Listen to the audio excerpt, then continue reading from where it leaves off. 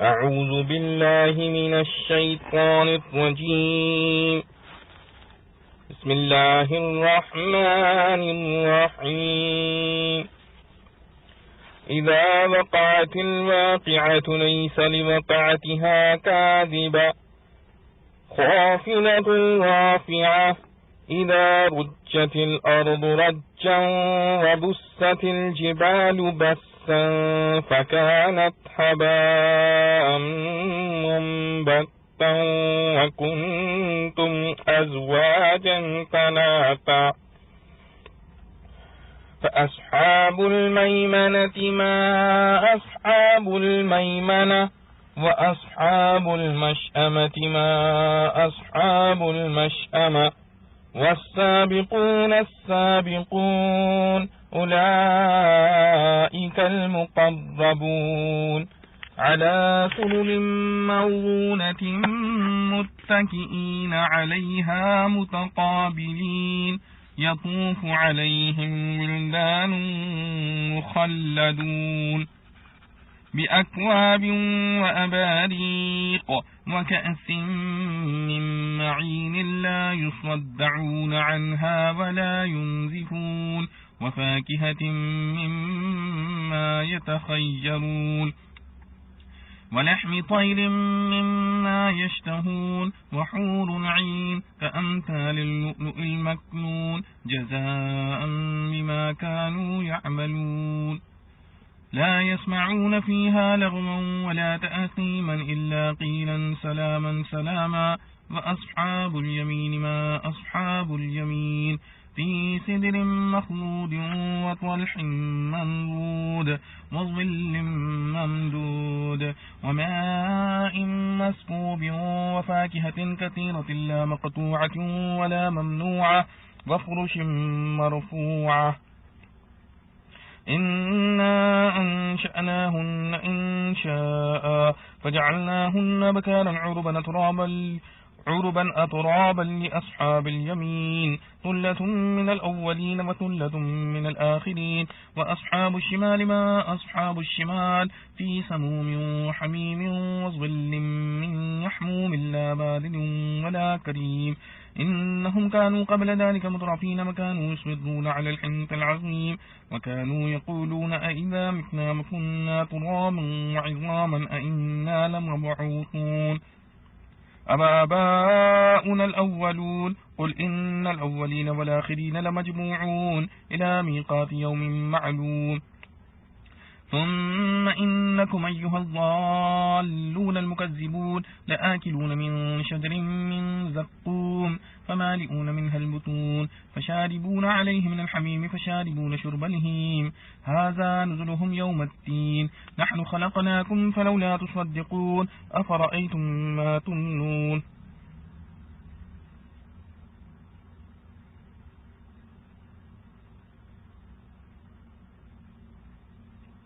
فشاربون عليه من الحميم فشاربون شرب الهيم هذا نزلهم يوم الدين. سورة الواقعہ. سورہ واقعہ مکہ میں نازل ہوئی اور اس کی 96 آیتیں ہیں اور 3 رکوع. شروع اللہ کے نام سے جو بے حد مہربان نہایت رحم والا ہے. جب ہو پڑھنے والی نہیں ہے اس کے ہو پڑھنے میں کچھ جھوٹ. پست کرنے والی ہے بلند کرنے والی. جب لرزے زمین کپ کپا کر اور ریزہ ریزہ ہوں پہاڑ ٹوٹ پھوٹ کر پھر ہو جائیں غبار اڑتا ہوا اور تم ہو جاؤ 3 قسم پر. پھر داہنے والے کیا خوب ہیں داہنے والے اور بائیں والے کیا برے ہیں بائیں والے اور اگاڑی والے تو اگاڑی والے وہ لوگ ہیں مقرب باغوں میں نعمت کے. انبو ہے پہلوں میں سے اور تھوڑے ہیں پچھلوں میں سے. بیٹھے ہیں جڑاؤ تختوں پر. تکیہ لگائے ان پر ایک دوسرے کے سامنے، لیے پھرتے ہیں ان کے پاس لڑکے سدا رہنے والے، آن جورے اور کوزے اور پیالہ نتھری شراب کا، جس سے نہ سر دکھے اور نہ بکواس لگے، اور میوہ جون سا پسند کر لیں، اور گوشت اڑتے جانوروں کا جس قسم کو جی چاہے، اور عورتیں گوری بڑی آنکھوں والیاں جیسے موتی کے دانے اپنے غلاف کے اندر۔ بدلہ ان کاموں کا جو کرتے تھے، نہیں سنیں گے وہاں بکواس اور نہ گناہ کی بات، مگر ایک بولنا سلام سلام، اور داہنے والے کیا کہنے داہنے والوں کے، رہتے ہیں بیری کے درختوں میں جن میں کانٹا نہیں، اور کیلے تہ پر تہ، اور سایہ لمبا، اور پانی بہتا ہوا، اور میوہ بہت، نہ اس میں سے ٹوٹا اور نہ روکا ہوا، اور بچھونے اونچے۔ ہم نے اٹھایا ان عورتوں کو ایک اچھے اٹھان پر، پھر کیا ان کو کمالیاں، پیار دلانے والیاں ہم عمر، واسطے رہنے والوں کے، امبو ہے پہلوں میں سے اور امبو ہے پچھلوں میں سے۔ اور بائیں والے کیسے؟ بائیں والے تیز بھاپ میں اور جلتے پانی میں اور سائے میں دھوئیں کے، نہ ٹھنڈا اور نہ عزت کا۔ وہ لوگ تھے اس سے پہلے خوشحال اور ضد کرتے تھے اس بڑے گناہ پر، اور کہا کرتے تھے کیا جب ہم مر گئے اور ہو چکے مٹی اور ہڈیاں، کیا ہم پھر اٹھائے جائیں گے، اور کیا ہمارے اگلے باپ دادا بھی؟ تو کہہ دے کہ اگلے اور پچھلے سب اکٹھے ہونے والے ہیں ایک دن مقرر کے وقت پر، پھر تم جو ہو اے بہکے ہو جھٹلانے والوں، البتہ کھاؤ گے ایک درخت سینڈ کے سے، پھر بھرو گے اس سے پیٹ، پھر پیو گے اس پر ایک جلتا پانی، پھر پیو گے جیسے پیئیں اونٹ توسے ہوئے۔ یہ مہمانی ہے ان کی انصاف کے دن۔ خلاصہ تفسیر، جب قیامت آوے گی جس کے واقع ہونے میں کوئی خلاف نہیں بلکہ اس کا واقع ہونا بالکل صحیح اور حق ہے، تو وہ بعض کو پست کر دے گی اور بعض کو بلند کر دے گی، یعنی کفار کی ذلت کا اور مؤمنین کی رفعت کا اس روز ظہور ہوگا، جب زمین کو سخت زلزلہ آوے گا اور پہاڑ بالکل ریزہ ریزہ ہو جاویں گے، پھر وہ پراگندہ غبار کی طرح ہو جاویں گے، اور تم سب آدمی جو اس وقت موجود ہو یا پہلے گزر چکے ہیں یا آئندہ آنے والے ہیں، تین قسم ہو جاؤ گے، جن کی تفصیل آگے آتی ہے۔ خواص مومنین اور عوام مومنین اور کفار کے سورہ رحمان میں بھی یہی تین قسمیں مذکور ہیں،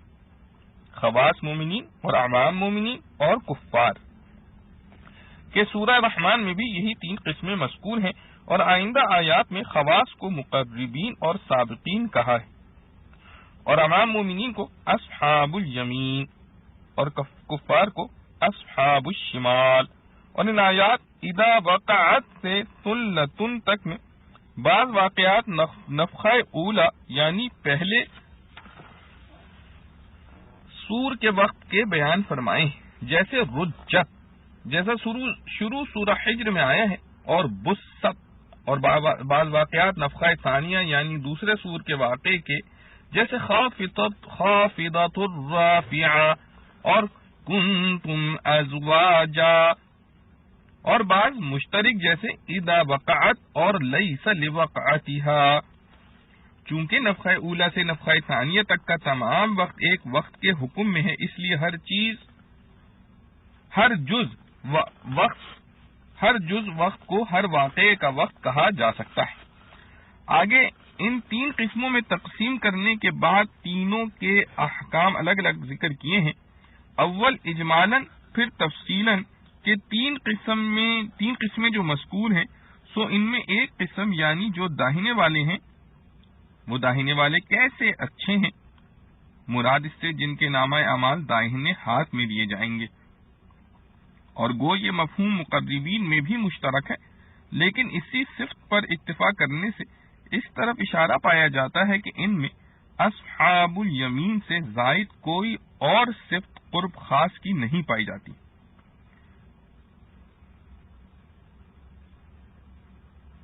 اس طرح مراد اس سے عوام مومنین ہو گئے اور اس میں اجمالاً ان کی حالت کا اچھا ہونا بتلا دیا۔ آگے فی سدر مخضود سے اس اجمال کی تفصیل کی گئی ہے، اور دوسری قسم یعنی جو بائیں والے ہیں وہ بائیں والے کیسے برے ہیں، مراد اس سے جن کے نامۂ اعمال بائیں ہاتھ میں دیے جائیں گے یعنی کفار، اور اس میں اجمالاً ان کی حالت کا برا ہونا بتلا دیا۔ آگے فی سموم سے اس اجمال کی تفصیل کی گئی ہے، اور تیسری قسم یعنی جو اعلیٰ درجے کے ہیں وہ تو اعلیٰ درجے کے ہی ہیں، اور وہ خدا تعالی کے ساتھ خاص قرب رکھنے والے ہیں۔ اس میں تمام اعلیٰ درجے کے بندے داخل ہیں، انبیاء اور اولیاء اور صدیقین اور کامل متقی، اور اس میں اجمالاً ان کی حالت کا عالی ہونا بتلا دیا۔ آگے فی جنات النعیم سے اس اجمال کی تفصیل کی جاتی ہے، یعنی یہ مقرب لوگ آرام کے باغوں میں ہوں گے۔ اس کی مزید تفصیل علی سرر سے آتی ہے، اور درمیان میں ان مقربین خاص میں بہت سی جماعتوں کا شامل ہونا بتلاتے ہیں کہ ان مقربین کا ایک بڑا گروہ تو اگلے لوگوں میں سے ہوگا اور تھوڑے پچھلے لوگوں میں سے ہوں گے۔ اگلوں سے مراد متقدمین ہیں، آدم علیہ السلام سے لے کر حضور پاک صلی اللہ علیہ وسلم کے قبل تک، اور پچھلوں سے مراد حضور صلی اللہ علیہ وسلم کے وقت سے لے کر قیامت تک۔ قضا فی الدر عن جابر مرفوعا، اور متقدمین میں کثرت سابقین اور متأخرین میں قلت سابقین کی وجہ یہ ہے کہ خواص ہر زمانے میں کم ہوتے ہیں، اور متقدمین یعنی آدم علیہ السلام سے زمانے خاتم الانبیاء علیہ الصلوۃ والسلام تک کا زمانہ بہت طویل ہے بنسبت امت محمدیہ صلی اللہ علیہ وسلم کے جو قرب قیامت میں پیدا ہوئی ہے، تو با اقتداء عادت زمانہ اس طویل زمانے کے خواص بنسبت امت محمدیہ صلی اللہ علیہ وسلم کے مختصر زمانے کے خواص کے زیادہ ہوں گے، کیونکہ اس طویل زمانے میں 1,00,000 2,00,000 تو انبیاء ہی ہیں، اور خاتم الانبیاء صلی اللہ علیہ وسلم کے زمانے میں کوئی اور نبی نہیں، اس لیے خواص مقربین کا بڑا گروہ متقدمین کا ہوگا، اور متأخرین یعنی امت محمدیہ صلی اللہ علیہ وسلم میں اس سے کم ہوگا۔ آگے مقربین خواص کی جو نعمتیں مقرر ہیں ان کی تفصیل یہ ہے کہ وہ مقرب لوگ سونے کے تاروں سے بنے ہوئے تختوں پر تکیہ لگائے آمنے سامنے بیٹھے ہوں گے۔ در منصور میں حضرت ابن عباس رضی اللہ عنہ سے لفظ موعونہ کی یہی تفسیر نقل کی ہے، اور ان کے پاس ایسے لڑکے ہوں گے جو ہمیشہ لڑکے ہی رہیں گے، یہ چیزیں لے کر آمد و رفت کیا کریں گے، آن جورے اور آفتابے، اور ایسا جام شراب جو بہتی ہوئی شراب سے بھرا جاوے گا۔ اس کی تحقیق سورہ صافات میں گزر چکی ہے۔ نہ اس سے ان کو درد سر ہوگا اور نہ اس سے عقل میں فطور آئے گا،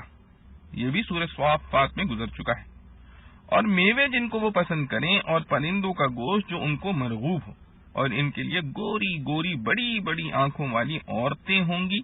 مراد حوریں ہیں جن کی رنگت ایسی صاف شفاف ہوگی جیسے حفاظت سے پوشیدہ رکھا ہوا موتی۔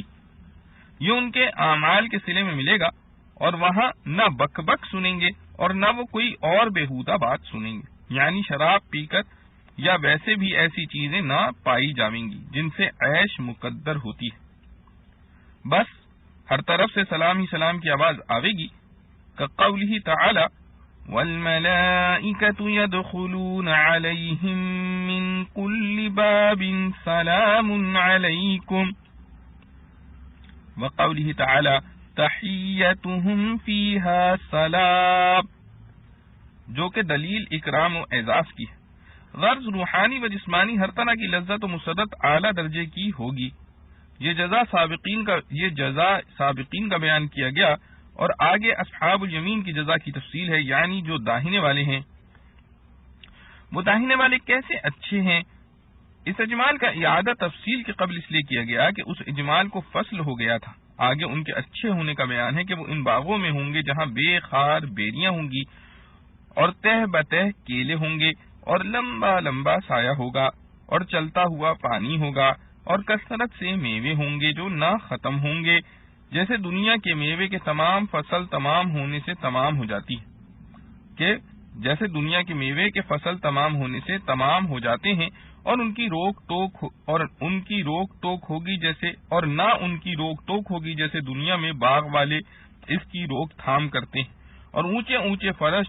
کیونکہ جن درجوں میں وہ بچھے ہیں وہ درجے بلند ہوں گے، اور چونکہ مقام خوش عیشی کا ہے اور خوش عیشی بدون عورتوں کے کامل نہیں ہوتی، اس طور پر ان اسباب عیش کے ذکر ہی سے عورتوں کا ہونا معلوم ہو گیا، لہذا آگے بہشتی عورتوں کی طرف انشأناہن کی ضمیر راجع کر کے ان کا ذکر فرمایا جاتا ہے کہ ہم نے وہاں کی ان عورتوں کو جن میں جنت کی حوریں بھی شامل ہیں اور دنیا کی عورتیں بھی، جیسا کہ روح المعانی میں ترمذی کے حوالے سے حدیث مرفوع نقل کی ہے کہ اس آیت میں جن عورتوں کی تخلیق جدید کا ذکر ہے ان سے مراد وہ عورتیں ہیں جو دنیا میں بوڑھی یا بد شکل تھیں۔ ان کے متعلق فرمایا کہ ہم نے ان عورتوں کو خاص طور پر بنایا ہے، جن کی تفسیر آگے ہے، یعنی ہم نے ان کو ایسا بنایا کہ وہ کنواریاں ہیں، یعنی بعد مقاربت کے پھر کنواری ہو جاویں گی، جیسا کہ در منصور میں حضرت ابو سعید خدری رضی اللہ تعالی عنہ کی مرفوع حدیث سے ثابت ہے، اور محبوبہ ہیں، یعنی حرکات و شمائل و ناز و انداز و حسن و جمال سب چیزیں ان کی دلکش ہیں، اور اہل جنت کی ہم عمر ہیں۔ اس کی تحقیق سورہ صاد میں گزر چکی ہے۔ یہ سب چیزیں داہنے والوں کے لیے ہیں۔ آگے یہ بتلاتے ہیں کہ داہنے والے بھی مختلف قسم کے لوگ ہوں گے، یعنی ان اصحاب الیمین کا ایک بڑا گروہ اگلے لوگوں میں سے ہوگا اور ایک بڑا گروہ پچھلے لوگوں میں سے ہوگا، بلکہ متأخرین میں اصحاب الیمین بنسبت متقدمین کے تعداد میں زیادہ ہوں گے۔ چنانچہ احادیث میں تصریح ہے کہ اس امت کے مومنین کا مجموعہ پچھلی تمام امت کے مومنین کے مجموعے سے زیادہ ہوگا، اور اس کی یہی صورت ہو سکتی ہے کہ اصحاب الیمین اس امت میں زیادہ ہوں، کیونکہ خواص مقربین کی اکثریت تو متقدمین میں خود آیات بالا سے ثابت ہو چکی ہے، اور جب اصحاب الیمین مرتبے میں مقربین سے کم ہیں تو ان کی جزا بھی کم ہوگی۔ سو اس کی توجہ یہ ہے کہ مقربین کی جزا میں وہ سامان عیش زیادہ مذکور ہے جو اہل شہر کو زیادہ مرغوب ہے، اور اصحاب الیمین کی جزا میں وہ سامان عیش زیادہ مذکور ہے جو دیہات و قصبات والوں کو مرغوب ہے۔ اس میں اس طرف اشارہ ہے کہ ان دونوں میں ایسا تفاوت ہوگا جیسا اہل شہر و اہل قریہ میں ہوا کرتا ہے۔ اور آگے کفار کا اور ان کے عقاب و عذاب کا ذکر ہے، یعنی جو بائیں والے ہیں وہ بائیں والے کیسے برے ہیں، اور اس اجمال کی تفصیل یہ ہے کہ وہ لوگ آگ میں ہوں گے اور کھولتے ہوئے پانی میں اور سیاہ دھوئیں کے سائے میں، جو نہ ٹھنڈا ہوگا اور نہ فرحت بخش ہوگا، یعنی سائے سے ایک جسمانی نفع ہوتا ہے راحت و برودت، اور ایک روحانی نفع ہوتا ہے لذت و فرحت، وہاں دونوں نہ ہوں گے۔ یہ وہی دھواں ہے جس کا ذکر اوپر سورہ رحمان میں بلفظ نحاس آیا ہے۔ آگے سے عذاب کی وجہ ارشاد ہے کہ وہ لوگ اس کے قبل یعنی دنیا میں بڑی خوشحالی میں رہتے تھے اور اس خوشحالی کے غرے میں بڑے بھاری گناہ یعنی شرک و کفر پر اصرار کیا کرتے تھے۔ مطلب یہ کہ ایمان نہیں لائے تھے، اور آگے ان کے کفر کا بیان ہے جس کو زیادہ دخل ہے طلب حق نہ ہونے میں، یعنی وہ یوں کہا کرتے تھے کہ جب ہم مر گئے اور مٹی اور ہڈیاں ہو کر رہ گئے تو کیا اس کے بعد ہم دوبارہ زندہ کیے جائیں گے،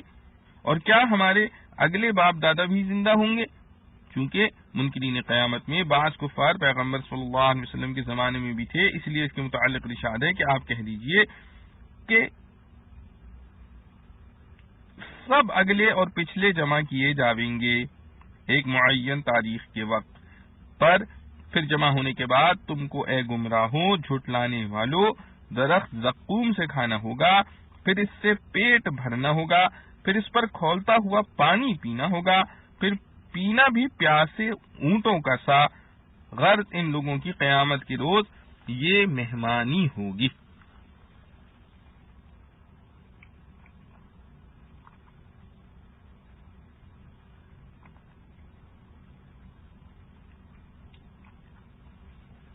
معارف و مسائل۔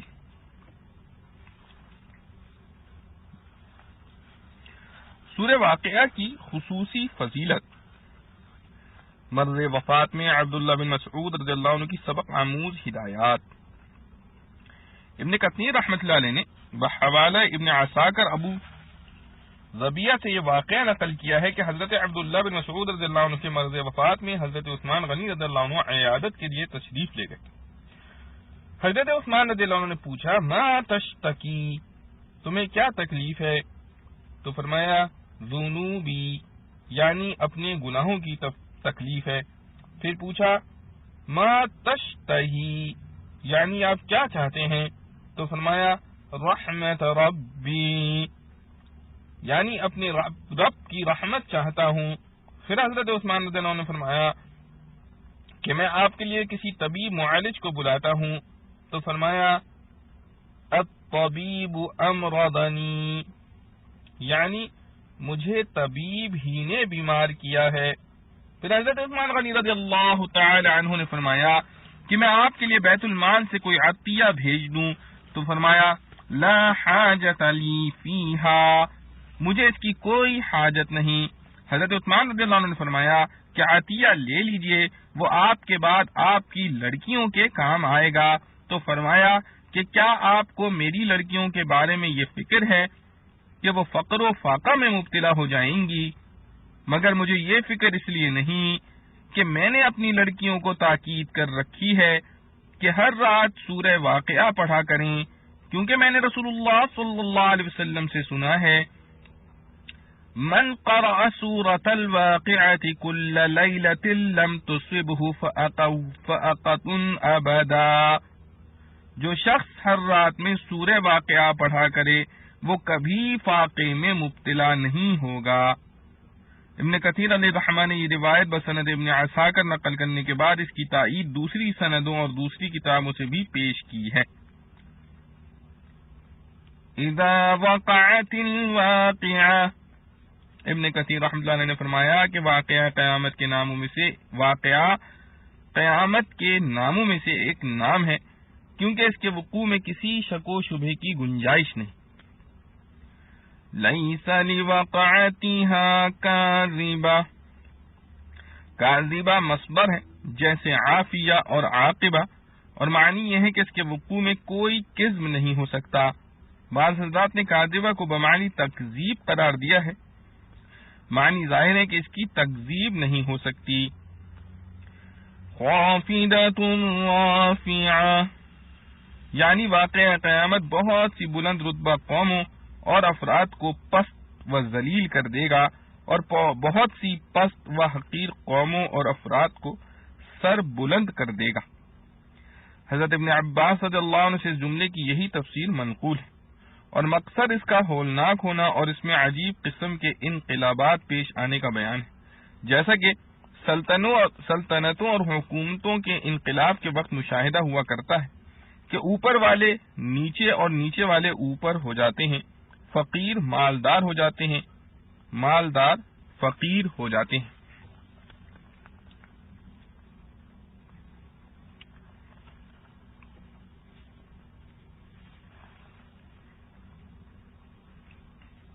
میدان حشر میں حاضرین کی 3 قسمیں.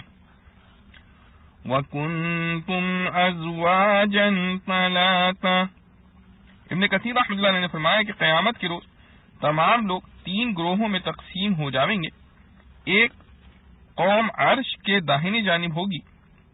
یہ وہ ہوں گے جو آدم علیہ السلام کی داہنی جانب سے پیدا ہوئے، اور ان کے اعمال نامے ان کے داہنے ہاتھوں میں دیے جائیں گے اور ان کو عرش کی داہنی جانب میں جمع کر دیا جائے گا. یہ سب لوگ جنتی ہیں. دوسری قوم عرش کے بائیں جانب میں ہوگی،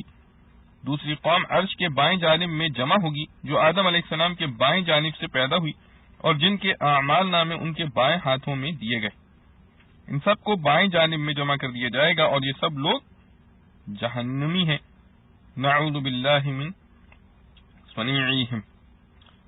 اور تیسری قسم طائفہ سابقین کا ہوگا جو رب عرش کے سامنے خصوصی امتیاز اور قرب کے مقام میں ہوگا، جس میں انبیاء و رسول، صدیقین، شہداء اور اولیاء اللہ شامل ہوں گے. ان کی تعداد بنسبت اصحاب الیمین کے کم ہوگی. آخر سورہ میں ان تینوں کا ذکر پھر اس سلسلے میں آئے گا کہ انسانوں کی موت کے وقت سے ہی آثار اس کے محسوس ہو جائیں گے کہ یہ ان تینوں گروہوں میں سے کس گروہ میں شامل ہونے والا ہے۔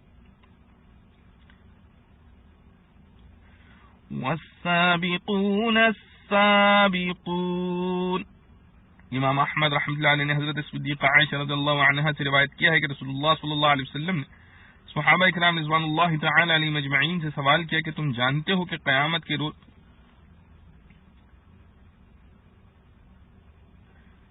ظل اللہ کی طرف سبقت کرنے والے کون لوگ ہوں گے؟ صحابہ کرام رضوان اللہ علیہم اجمعین نے عرض کیا اللہ ورسولہ اعلم۔ آپ صلی اللہ علیہ وسلم نے فرمایا وہ لوگ ہیں کہ جب ان کو حق کی طرف دعوت دی جائے تو اس کو قبول کرے، اور جب ان سے حق مانگا جائے تو ادا کر دیں، اور لوگوں کے معاملات میں وہ فیصلہ کریں جو اپنے حق میں کرتے ہیں۔ مجاہد رحمۃ اللہ نے فرمایا کہ سابقین سے مراد انبیاء ہیں۔ ابن سیرین نے فرمایا کہ جن لوگوں نے دونوں قبلوں یعنی بیت المقدس اور بیت اللہ کی طرف نماز پڑھی ہے وہ سابقین ہیں۔ اور حضرت حسن رحمۃ اللہ علیہ و قتادہ رحمۃ اللہ نے فرمایا کہ ہر امت میں سابقین ہوں گے۔ بعض مفسرین نے فرمایا کہ مسجد کی طرف سب سے پہلے جانے والے سابقین ہوں گے۔ ابن کثیر رحمۃ اللہ نے تمام اقوال کو نقل کرنے کے بعد فرمایا کہ یہ سب اقوال اپنی اپنی جگہ صحیح و درست ہیں، ان میں کوئی اختلاف نہیں، کیونکہ سابقین وہی لوگ ہیں جنہوں نے دنیا میں نیک کاموں کی طرف مسابقت کی ہوگی۔ تو جو آدمی اس دنیا میں اعمال صالحہ کے اندر دوسروں سے آگے بڑھا رہا وہ آخرت میں بھی سابقین میں سے ہوگا، کیونکہ آخرت کی جزا عمل کے مناسب دی جائے گی۔ ثُلَّةٌ مِّنَ الْأَوَّلِينَ وَقَلِيلٌ مِّنَ الْآخِرِينَ۔ لفظ ثلہ بضم تھا جماعت کو کہتے ہیں، اور زمخشری نے کہا کہ بڑی جماعت کو ثلہ کہا جاتا ہے۔ اولین و آخرین سے کیا مراد ہے؟ یہاں اولین و آخرین کی تقسیم کا دو جگہ ذکر آیا ہے، اول سابقین مقربین کے سلسلے میں، دوسرا اصحاب الیمین یعنی عامہ مومنین کے سلسلے میں۔ پہلی جگہ یعنی سابقین میں تو یہ فرق کیا گیا ہے کہ یہ سابقین مقربین اولین میں سے طلہ یعنی بڑی جماعت ہوگی، اور آخرین میں سے کم ہوں گے، جیسا کہ آیت مذکورہ میں۔ اور دوسری جگہ اصحاب الیمین کے بیان میں اولین و آخرین دونوں میں لفظ طلہ وارد ہوا ہے، جس کے معنی یہ ہوئے کہ اصحاب یمین اولین میں سے بڑی جماعت ہوگی، اسی طرح آخرین میں سے بھی بڑی جماعت ہوگی۔ طلۃ من الاولین وطلۃ من الآخرین۔ اب قابل غور یہ امر ہے کہ اولین سے مراد کون ہے اور آخرین سے کون؟ اس میں حضرات مفسرین کے دو قول ہیں۔ ایک یہ کہ آدم علیہ السلام سے لے کر قرب زمانہ خاتم الانبیاء صلی اللہ تعالی علیہ وسلم تک کی تمام مخلوقات اولین میں داخل ہے، اور خاتم الانبیاء صلی اللہ علیہ وسلم سے لے کر قیامت تک آنے والی مخلوق آخرین میں داخل ہے۔ یہ تفسیر مجاہد رحمۃ اللہ علیہ اور حسن بصری رحمۃ اللہ علیہ سے ابن ابی حاتم نے سند کے ساتھ نقل کی ہے۔ ابن جریر رحمۃ اللہ علیہ نے بھی اسی تفسیر کو اختیار کیا ہے۔ بیان القرآن کے خلاف تفسیر میں بھی اسی کو اختیار کیا گیا ہے جو اوپر بیان ہو چکا ہے، اور اس کی دلیل میں حضرت جابر رضی اللہ عنہ کی مرفوع حدیث نقل کی ہے۔ یہ حدیث ابن عساکر نے اپنی سند کے ساتھ اس طرح نقل کی ہے کہ جب پہلی آیت جو سابقین مقربین کے سلسلے میں آئی ہے نازل ہوئی، ثلۃ من الاولین وقلیل من الآخرین، تو حضرت عمر بن خطاب رضی اللہ عنہ نے تعجب کے ساتھ عرض کیا کہ یا رسول اللہ صلی اللہ علیہ وسلم، کیا پچھلی امتوں میں سابقین زیادہ ہوں گے اور ہم میں کم ہوں گے؟ اس کے بعد سال بھر تک اگلی آیت نازل نہیں ہوئی۔ جب ایک سال کے بعد یہ آیت نازل ہوئی، ثلۃ من الاولین وثلۃ من الآخرین،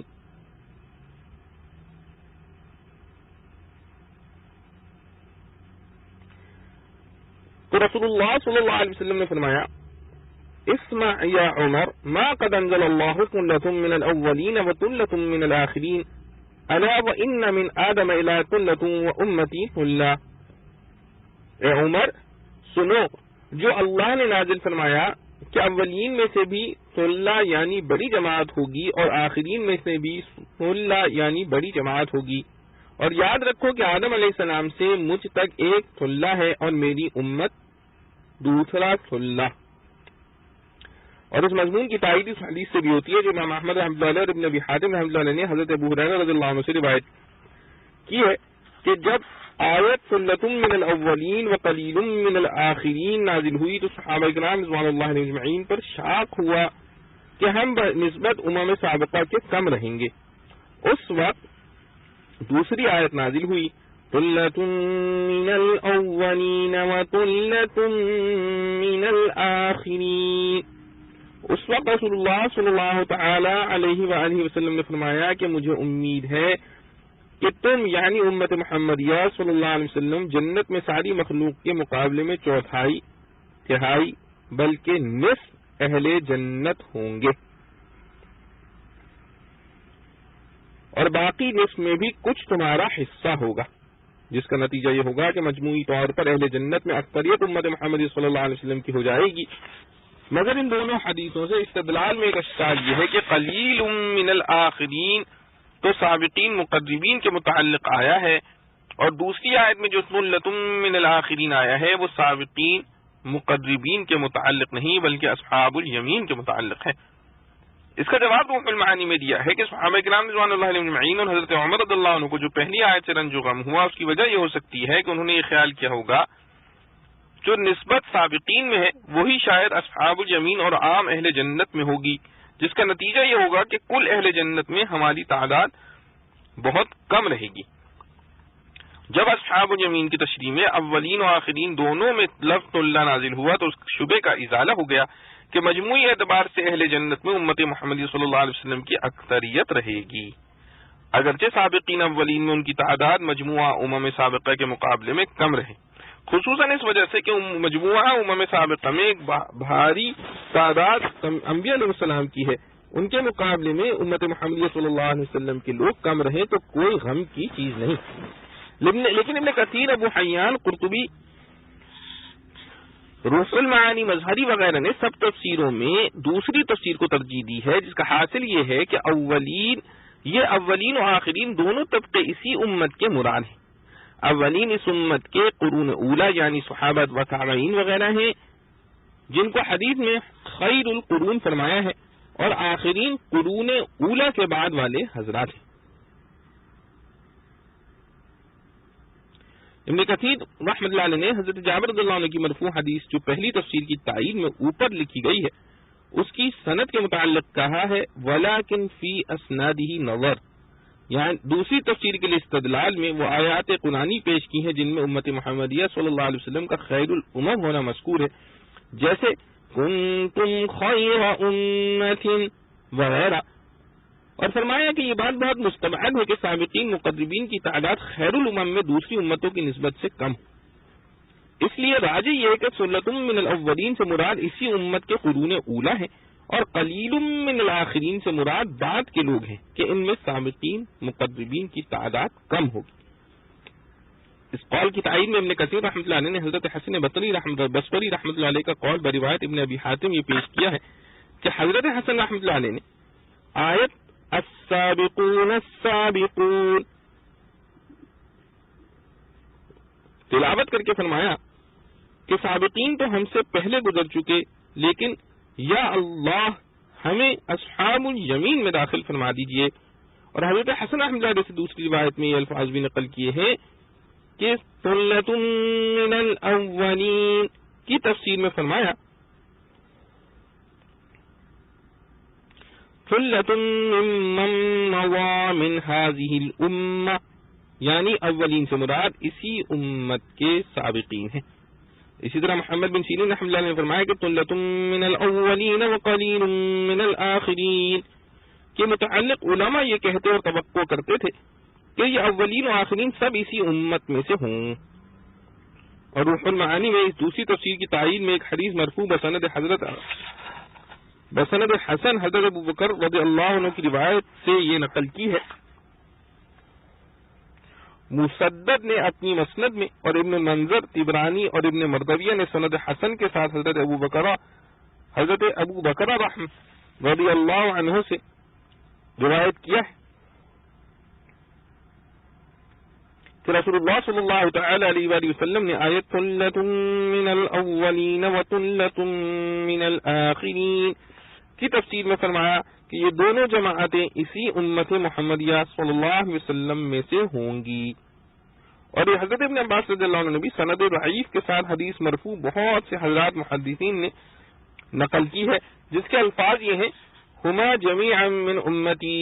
یعنی یہ دونوں اولین و آخرین میری ہی امت میں سے ہوں گے. اس تفسیر کے مطابق شروع آیت میں کنتم ازواجا ثلاثا کا مخاطب امت محمدیہ ہی ہوگی، اور یہ تینوں قسمیں امت محمدیہ ہی کی ہوں گی. تفسیر مظہری میں پہلی تفسیر کو اس لیے بہت بعید قرار دیا ہے کہ آیات قرآن کی واضح دلالت اس پر ہے کہ امت محمدیہ صلی اللہ علیہ وسلم تمام امت سابقہ سے افضل ہے، اور ظاہر یہ ہے کہ کسی امت کی فضیلت اس کے اندر اعلیٰ طبقے کی زیادہ تعداد ہی سے ہوتی ہے. اس لیے یہ بات بعید ہے کہ افضل الامم کے اندر سابقین مقربین کی تعداد کم ہو. آیات قرآن کنتم خیر امت اخرجت للناس اور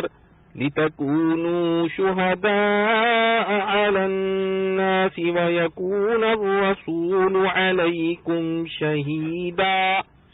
سے امت محمدیہ کی صلی اللہ علیہ وسلم افضلیت سب امتوں پر ثابت ہے.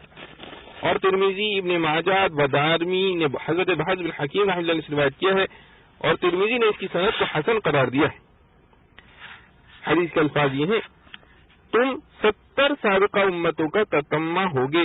جن میں تم سب سے آخر میں اور اللہ تعالی کے نزدیک سب سے زیادہ اکرم و افضل ہوگے. اور امام بخاری رحمۃ اللہ نے حضرت عبداللہ بن مسعود رضی اللہ عنہ سے بات کی کہ رسول اللہ صلی اللہ علیہ وسلم نے فرمایا کہ کیا تم اس پر راضی ہو کہ اہل جنت کے چوتھائی تم لوگ ہو جاؤ گے؟ ہم نے عرض کیا کہ بے شک ہم اس پر راضی ہیں. تو آپ صلی اللہ علیہ وسلم نے فرمایا قسم ہے اس ذات کی جس کے قبضے میں میری جان ہے، مجھے یہ امید ہے کہ تم یعنی امت محمدیہ صلی اللہ علیہ وسلم اہل جنت کے نصف ہوگے. اور ترمذی، حاکم و بیہقی نے حضرت بریدہ رضی اللہ عنہ سے روایت کیا، حضرت بریدہ رضی اللہ عنہ سے روایت کیا ہے، اور ترمذی نے اس کی سند کو حسن اور حاکم نے صحیح کہا ہے.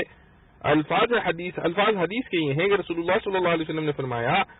اہل جنت کل 120 صفوں میں ہوں گے،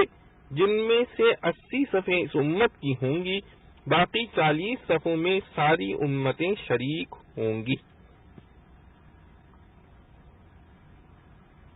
مذکور صدر روایات میں حضرت اس امت کے اہل جنت کی نسبت دوسری امتوں کے اہل جنت سے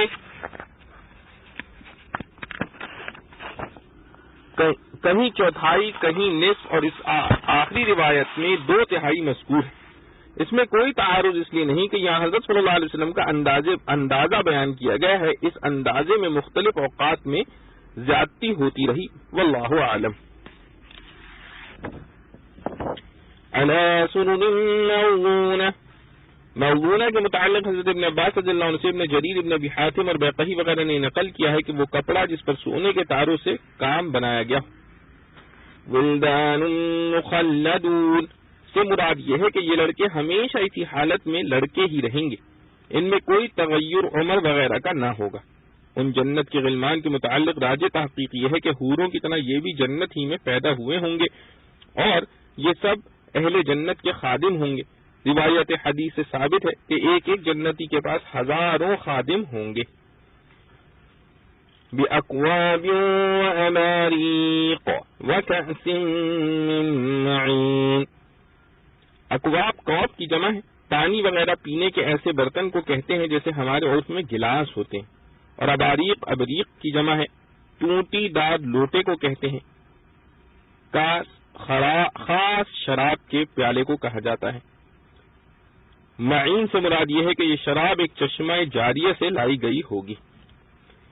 لا يصدعون صداع سے مشتق ہے جس کے معنی درد سر کے ہیں. دنیا میں شراب زیادہ پینے سے سر میں درد اور چکر جیسے ہوتے ہیں، جنت کی یہ شراب اس سے پاک ہوگی. لا ينزفون نزف کے اصلی معنی کنویں کا تمام پانی سینچ لینے کے ہیں، یہاں مراد عقل سے خالی ہو جانا ہے. وَلَحْمِ طَيْرٍ مِّمَّا يَشْتَهُونَ یعنی پرندوں کا گوشت جیسی ان کی خواہش ہو. حدیث میں ہے کہ اہل جنت جس وقت کسی پرندے کے گوشت کی طرف رغبت کریں گے تو اس کا گوشت جس طرح کھانے کی رغبت دل میں آئے گی کہ کباب ہو یا دوسری طرح کا پکا ہوا اسی طرح کا فوراً تیار ہو کر اس کے سامنے آ جائے گا۔ وَأَصْحَابُ الْيَمِينِ مَا أَصْحَابُ الْيَمِينِ، اصحاب یمین دراصل مومنین، متقین اور اولیاء اللہ میں گناہگار مسلمان بھی ان کے ساتھ مل جائیں گے۔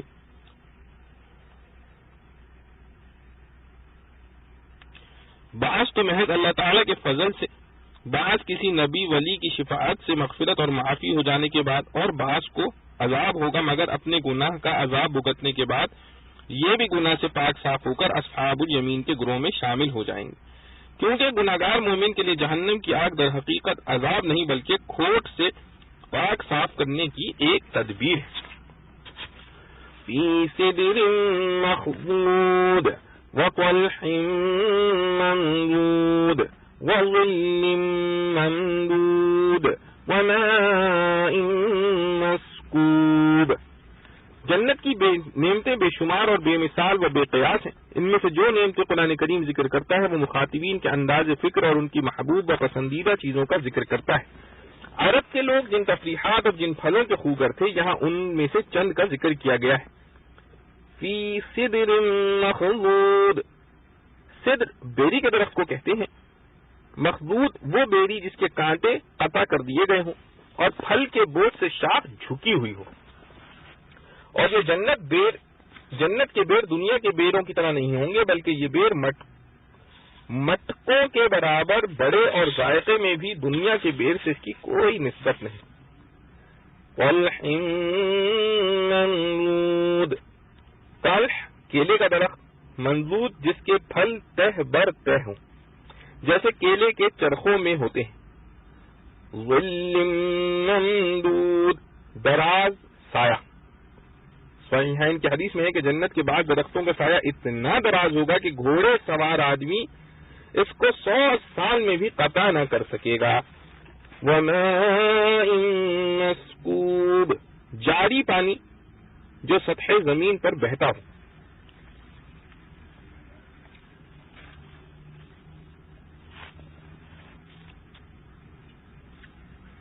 وفاکہۃ کثیرہ، کثیرہ کے معنی میں یہ بھی داخل ہیں کہ پھلوں کی تعداد بہت ہوگی، اور یہ بھی کہ ان کے اقسام و اجناس بے شمار ہوں گے۔ لا مقطوعۃ ولا ممنوعہ، مقطوعہ سے مراد جو فصل ختم ہونے پر ختم ہو جاویں، جیسے دنیا کے عام پھلوں کا یہی حال ہے، کوئی گرمی میں ہوتا ہے، کوئی موسم ختم ہونے پر ختم ہو جاتا ہے، کوئی سردی یا برسات میں ہوتا ہے اور موسم کے ختم پر اس کا نام و نشان نہیں رہتا۔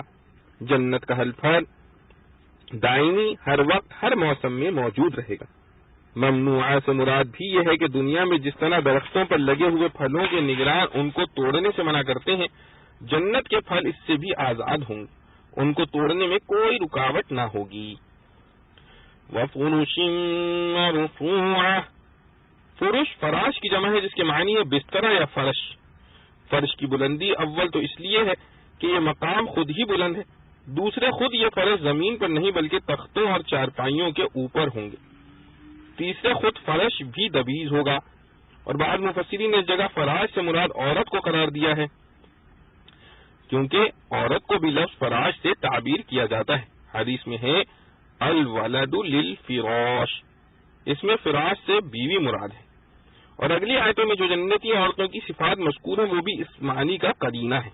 اس صورت میں لفظ مرفوعہ رفعت درجے کے اعتبار سے ہوگا، بمعنی بلند پایا۔ انا انشأناہن انشاء، انشاء کے معنی پیدا کرنے کے ہیں۔ ہن کی ضمیر جنت کی عورتوں کی طرف راجع ہے، اگرچہ سابقہ قریبی آیات میں ان کا ذکر نہیں ہے مگر ذرا فاصلے سے سابقون کے بیان میں ان کا ذکر آ چکا ہے، اس لیے ضمیر ان کی طرف راجع ہو سکتی ہے۔ اور اگر آیت مذکورہ میں فراش سے مراد جنت کی عورتیں ہیں تو ضمیر ان کی طرف ہونا ظاہر ہے۔ نیز فرش و بستر وغیرہ عیش کی چیزوں کے ذکر میں خود ایک دلالت عورت کی طرف پائی جاتی ہے، اس لیے بھی ضمیر اس طرف راجع ہو سکتی ہے۔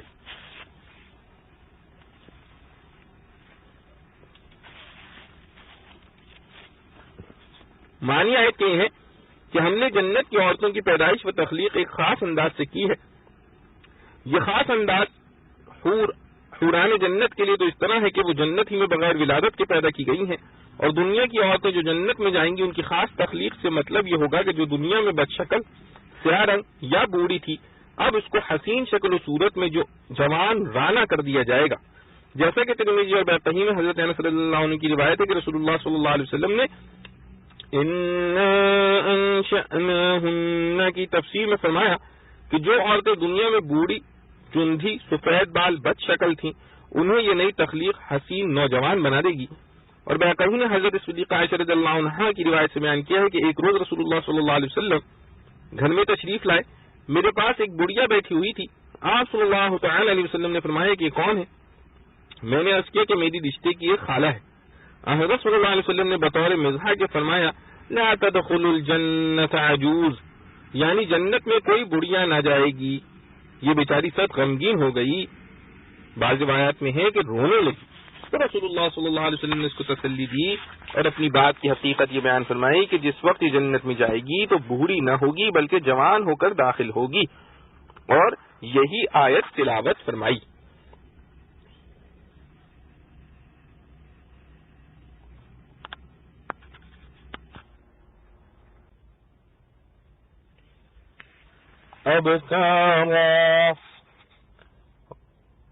بکر بکسر البا کی جمع ہے، کنواری لڑکی کو کہا جاتا ہے. مراد یہ ہے کہ جنت کی عورتوں کی تخلیق اس شان کی ہوگی کہ وہ ہر صحبت و مباشرت کے بعد پھر کنواری جیسی ہو جائیں گی. عروبا بضم عین و را عروبا کی جمع ہے. اس عورت کو کہتے ہیں جو اپنے شوہر کی عاشق اور اس کی من پسند محبوبہ ہو. پھر بکسر پا کی جمع ہے جس کے معنی ہم عمر کے ہیں، جو مٹی میں ساتھ کھیلا ہو. جنت میں مرد و عورت سب ہم عمر کر دیے جائیں گے. بعض روایات حدیث میں ہے کہ سب کی عمر 33 سال ہوگی. ثلۃ من الاولین وثلۃ من الآخرین. طلہ کے معنی بڑی جماعت اور اولین و آخرین کی تفسیر میں حضرات مفسرین کے دو قول اوپر سابقون کے بیان میں مذکور ہو چکے ہیں. اگر اولین سے مراد حضرت آدم علیہ السلام سے خاتم الانبیاء صلی اللہ علیہ وسلم کے زمانے تک کے حضرات اور آخرین سے آپ صلی اللہ علیہ وسلم کی امت تا قیامت ہے، جیسا کہ بعض مفسرین نے فرمایا، تو اس آیت کا حاصل یہ ہوگا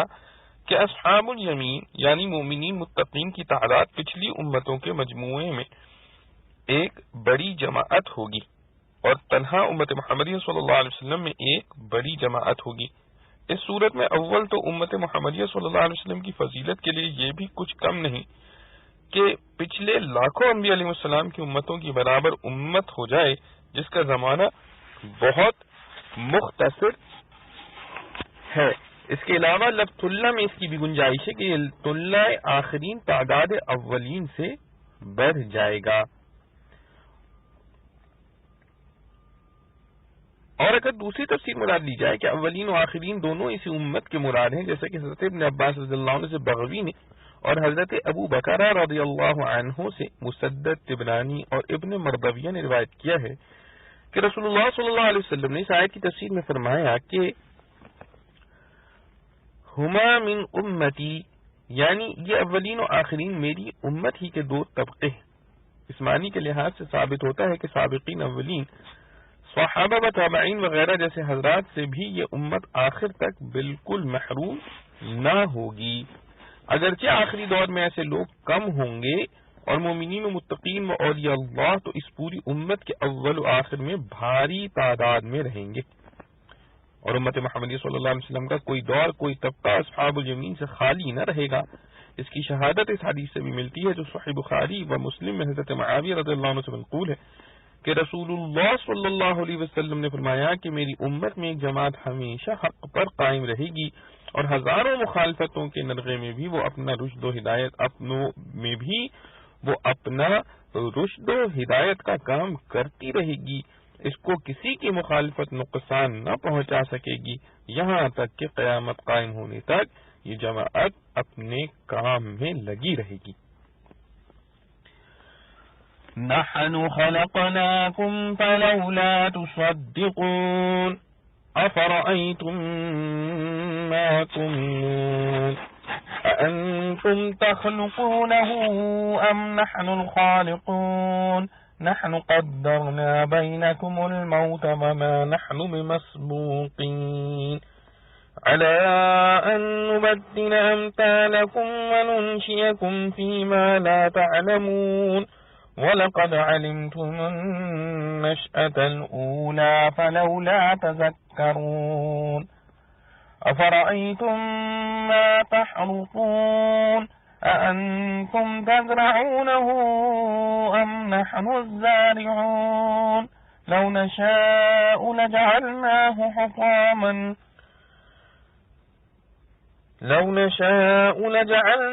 حُطَامًا فَظَلْتُمْ تَفَكَّهُونَ إِنَّا لَمُغْرَمُونَ بَلْ نَحْنُ مَحْرُومُونَ أَفَرَأَيْتُمُ الْمَاءَ الَّذِي تَشْرَبُونَ أَأَنتُمْ أَنزَلْتُمُوهُ مِنَ الْمُزْنِ أَمْ نَحْنُ الْمُنزِلُونَ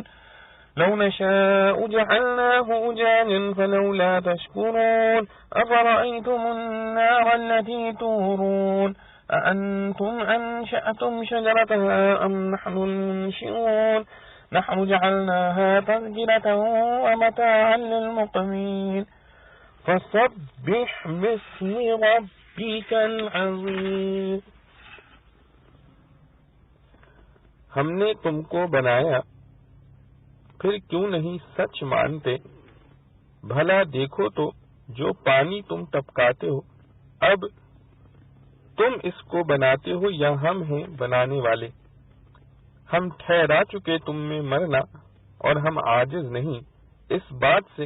کہ بدلے میں لے آئیں تمہاری طرح کے لوگ اور اٹھا کھڑا کریں تم کو وہاں جہاں تم نہیں جانتے، اور تم جان چکے ہو پہلا اٹھان، پھر کیوں نہیں یاد کرتے؟ بھلا دیکھو تو جو تم بوتے ہو،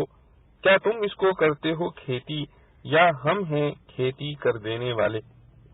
اگر ہم چاہیں تو کر ڈالیں اس کو روندا ہوا گھاس پر، تم سارے دن رہو باتیں بناتے۔ ہم تو قرضدار رہ گئے، بلکہ ہم بے نصیب ہو گئے۔ بھلا دیکھو تو پانی کو جو تم پیتے ہو، کیا تم نے اتارا اس کو بادل سے، یا ہم ہیں اتارنے والے؟ اگر ہم چاہیں کر دیں اس کو کھارا، پھر کیوں نہیں احسان مانتے؟ بھلا دیکھو تو آگ جس کو تم سلگاتے ہو، کیا تم نے پیدا کیا اس کا درخت، یا ہم ہیں پیدا کرنے والے؟ ہم نے ہی تو بنایا وہ درخت، یاد دلانے کو اور برتنے کو جنگل والوں کو۔ سو بول پاکی اپنے رب کے نام کی جو سب سے بڑا۔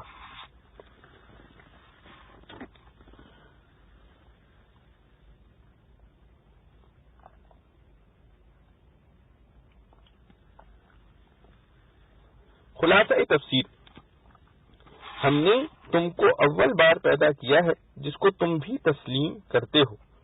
تو پھر تم باعتبار اس کے نعمت ہونے کے توحید کی اور باعتبار اس کے دلیل قدرت علی الاعادہ ہونے کے قیامت کی تصدیق کیوں نہیں کرتے؟ آگے اس تخلیق کی، پھر اس کے اسباب بقا کی تفصیل و تذکیر ہے، یعنی اچھا پھر یہ بتلاؤ، تم جو عورتوں کے رحم میں منی پہنچاتے ہو اس کو تم آدمی بناتے ہو یا ہم بنانے والے ہیں؟ اور ظاہر ہے کہ ہم ہی بناتے ہیں، اور ہم ہی نے تمہارے درمیان میں موت کو معین وقت پر ٹھہرا رکھا ہے۔ مطلب یہ کہ بنانا اور اس بنائے ہوئے کو ایک وقت خاص تک باقی رکھنا، یہ سب ہمارا ہی کام ہے۔ آگے یہ بتلاتے ہیں کہ جیسا انسان کی ذات کا پیدا کرنا اور باقی رکھنا ہمارا فعل ہے، اسی طرح تمہاری موجودہ صورت کو باقی رکھنا بھی ہمارا ہی فعل ہے، اور ہم اس سے عاجز نہیں ہیں کہ تمہاری جگہ تو تم جیسے اور آدمی پیدا کر دیں اور تم کو ایسی صورت بنا دیں جن کو تم جانتے بھی نہیں، مثلا آدمی سے جانور کی صورت میں مسخ کر دیں جس کا گمان بھی نہیں۔ اور آگے تنبیہ ہے اس کی دلیل پر، یعنی تم کو اول پیدائش کا علم حاصل ہے کہ وہ ہماری قدرت سے ہے، پھر تم کیوں نہیں سمجھتے کہ سمجھ کر اس نعمت کا شکر ادا کرو اور توحید کا اقرار کرو اور قیامت میں دوبارہ زندہ ہونے پر بھی استدلال کرو۔ آگے ایک دوسری تنبیہ ہے، یعنی اچھا پھر یہ بتلاؤ تم جو کچھ تخم وغیرہ بوتے ہو اس کو تم اگاتے ہو یا ہم اگانے والے ہیں، یعنی زمین میں بیج ڈالنے میں تو تم کو کچھ دخل ہے بھی، لیکن اس کو زمین سے نکالنا یہ کس کا فعل ہے؟ آگے یہ بتلاتے ہیں کہ زمین سے درخت اگانا جیسا ہمارا کام ہے، آگے اس درخت سے تمہارا فائدہ اٹھانا بھی ہماری قدرت و حکمت پر موقوف ہے، جیسا اوپر بھی فرمایا تھا۔ یعنی اگر ہم چاہیں تو اس پیداوار کو چورا چورا کر دیں، یعنی دانا کچھ نہ پڑے، پتی خشک ہو کر ریزہ ریزہ ہو جاوے، پھر تم متعجب ہو کر رہ جاؤ کہ اب کے تو ہم پر تاوان ہی پڑ گیا، یعنی سرمایے میں نقصان آ گیا، اور نقصان کیا بلکہ بالکل ہی محروم رہ گئے، یعنی سارا ہی سرمایہ گیا گزرا۔ آگے تیسری تنبیہ ہے، یعنی اچھا پھر یہ بتلاؤ کہ جس پانی کو تم پیتے ہو اس کو بادل سے تم برساتے ہو یا ہم برسانے والے ہیں، پھر اس پانی کو پینے کے قابل بنانا ہماری دوسری نعمت ہے کہ اگر ہم چاہیں اس کو کڑوا کر ڈالیں تو تم شکر کیوں نہیں کرتے؟ اور بڑا شکر عقیدہ توحید و ترک کفر ہے۔ آگے چوتھی تنبیہ ہے، یعنی اچھا پھر یہ بتلاؤ جس آگ کو تم سلگاتے ہو اس کے درخت کو جس میں سے یہ آگ جھڑتی ہے، جس کا بیان آخر سورہ یاسین میں آ چکا ہے، اور اسی طرح جن ذرائع سے یہ آگ پیدا ہوتی ہے ان ذرائع کو تم نے پیدا کیا ہے یا ہم پیدا کرنے والے ہیں۔ ہم نے اس کو آتش دوزخ کی یا اپنی قدرت عجیبہ کی یاد دہانی کی چیز اور مسافروں کے لیے فائدے کی چیز بنایا ہے۔ یاد دہانی ایک دینی فائدہ ہے اور دوسرا دنیاوی فائدہ آگ سے کھانا پکانے کا ہے، اور تخصیص مسافر کی حصر کے لیے نہیں بلکہ سفر میں آگ کمیاب ہونے کے سبب ایک شے عجیب ہوتی ہے، اور متعان میں اس طرف بھی اشارہ ہو گیا کہ آگ سے فائدہ اٹھانا بھی ہماری قدرت سے ہے۔ سو جس کی ایسی قدرت ہے اپنے اس عظیم الشان پروردگار کے نام کی تسبیح و تحمید کیجیے کہ کمال ذات و صفات مقتضی استحقاق حمد و ثنا ہے، اور نام کی تسبیح وغیرہ کی تحقیق آخر سورہ رحمان میں گزر چکی ہے۔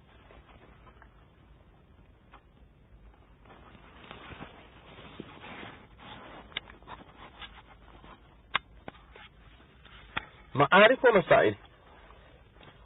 شروع صورت سے یہاں تک محشر میں انسانوں کی 3 قسمیں اور تینوں قسموں کے احکام اور جزا و سزا کا بیان تھا۔ مذکور صدر آیات میں ان گمراہ لوگوں کو تنبیہ ہے جو سرے سے قیامت قائم ہونے اور دوبارہ زندہ ہونے ہی کے قائل نہیں، یا اللہ تعالی کی عبادت میں دوسروں کو شریک ٹھہراتے ہیں۔ انسان کی اس غفلت اور جہالت کا پردہ چاک کرنا ہے جس نے اس کو بھول میں ڈال رکھا ہے۔ توضیح اس کی یہ ہے کہ اس عالم کائنات میں جو کچھ موجود ہے یا وجود میں آ رہا ہے یا آئندہ آنے والا ہے، اس کی تخلیق، پھر اس کو باقی رکھنا اور پھر اس کو انسان کے مختلف کاموں میں لگا دینا،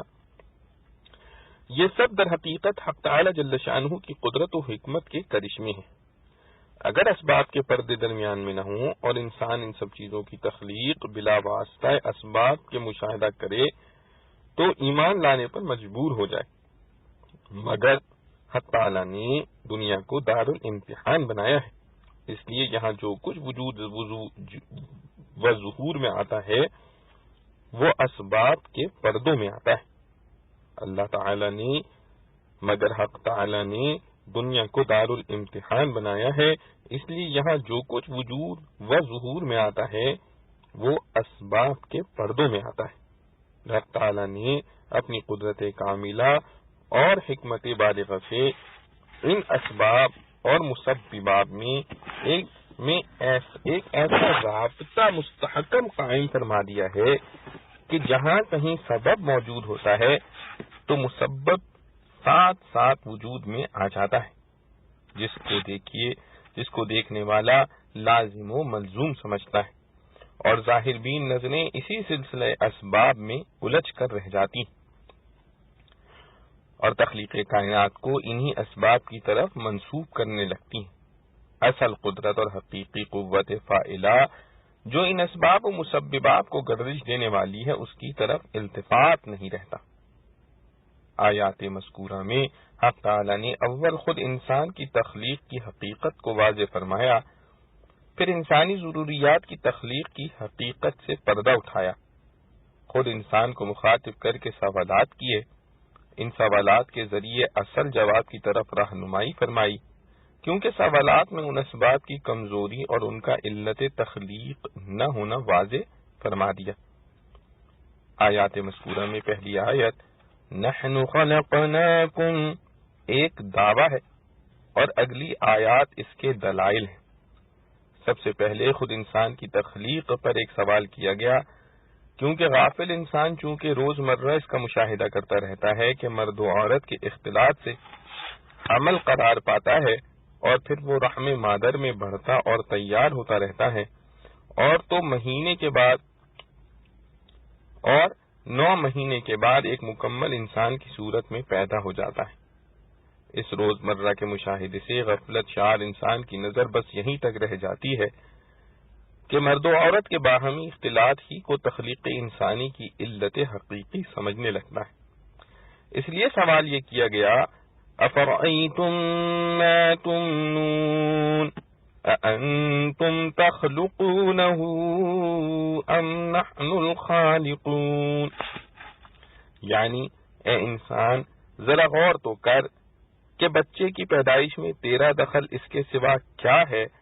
کہ تو نے ایک قطرہ منی ایک خاص محل میں پہنچا دیا،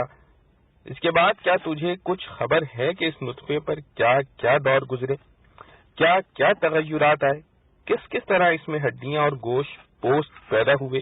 اور کس کس طرح اس عالم اصغر کے وجود میں کیسی کیسی نازک نازک مشینیں غذا حاصل کرنے، خون بنانے اور روح حیوانی پیدا کرنے کی، پھر دیکھنے، بولنے، سننے، چکھنے اور سوچنے سمجھنے کی قوت اس کے وجود میں نصب فرمائیں کہ ایک انسان کا وجود ایک متحرک فیکٹری بن گیا، نہ باپ کو خبر ہے نہ ماں کو جس کے پیٹ میں یہ سب کچھ ہوا ہے۔ آخر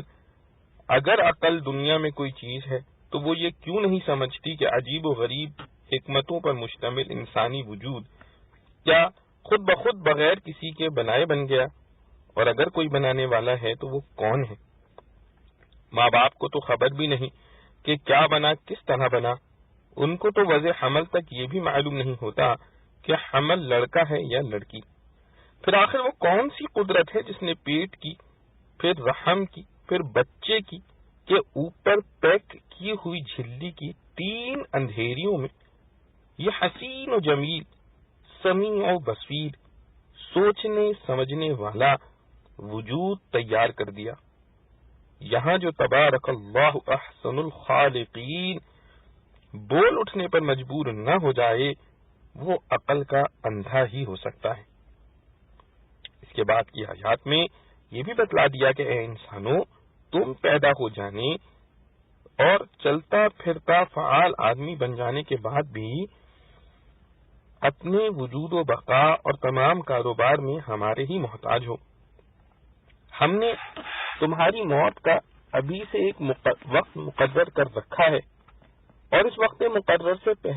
پہلے جو عمر تمہیں ملی اس میں تم اپنے آپ کو خود مختار پاتے ہو، یہ بھی تمہارا مغالطہ ہی ہے۔ ہمیں اس پر بھی قدرت ہے کہ ابھی ابھی تمہیں فنا کر کے تمہاری جگہ کوئی دوسری قوم پیدا کر دیں، اور یہ بھی قدرت ہے کہ تمہیں فنا کرنے کے بجائے کسی دوسری صورت حیوانی یا جماداتی میں تمہیں تبدیل کر دیں۔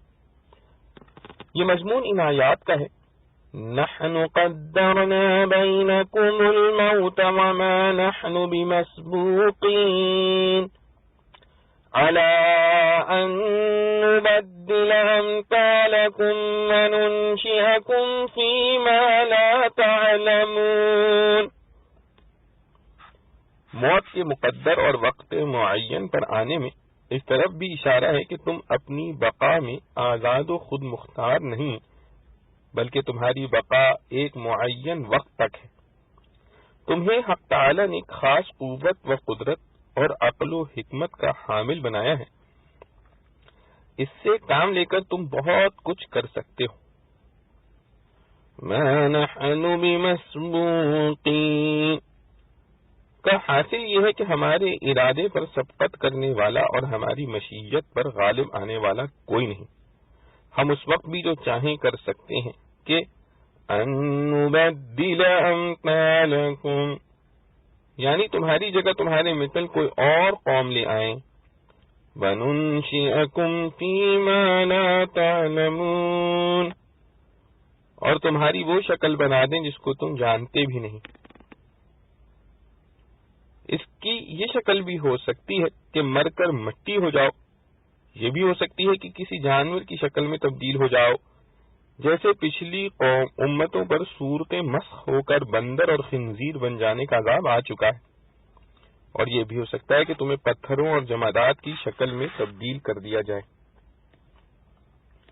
أَفَرَأَيْتُم مَّا تَحْرُثُونَ،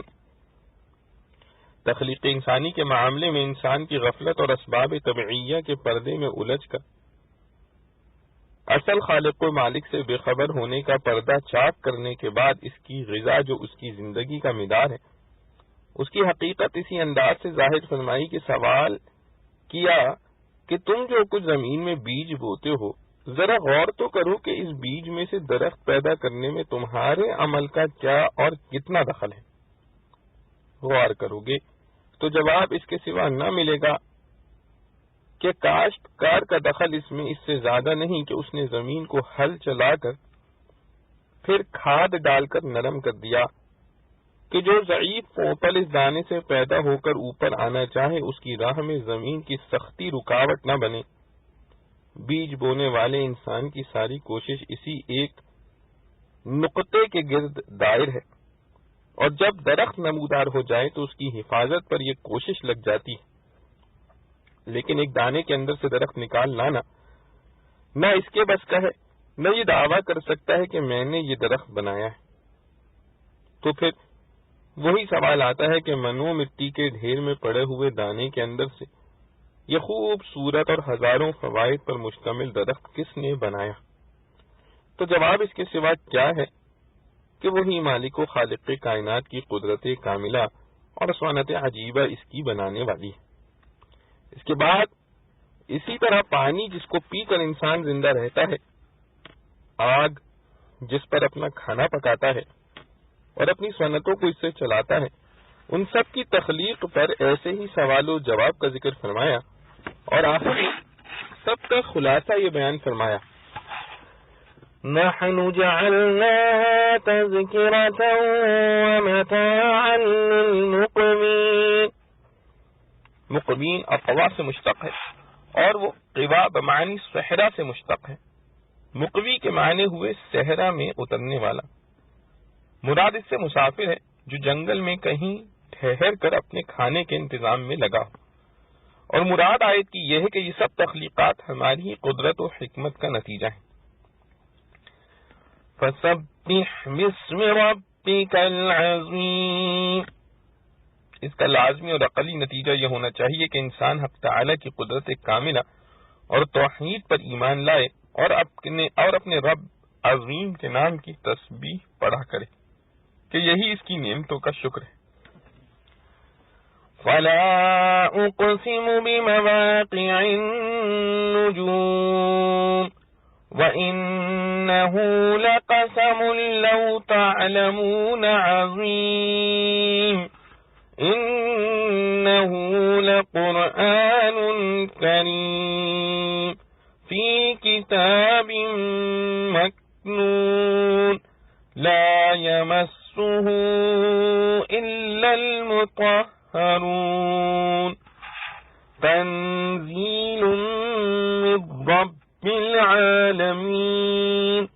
افبهذا الحديث انتم مدهنون وتجعلون رزقكم انكم تكذبون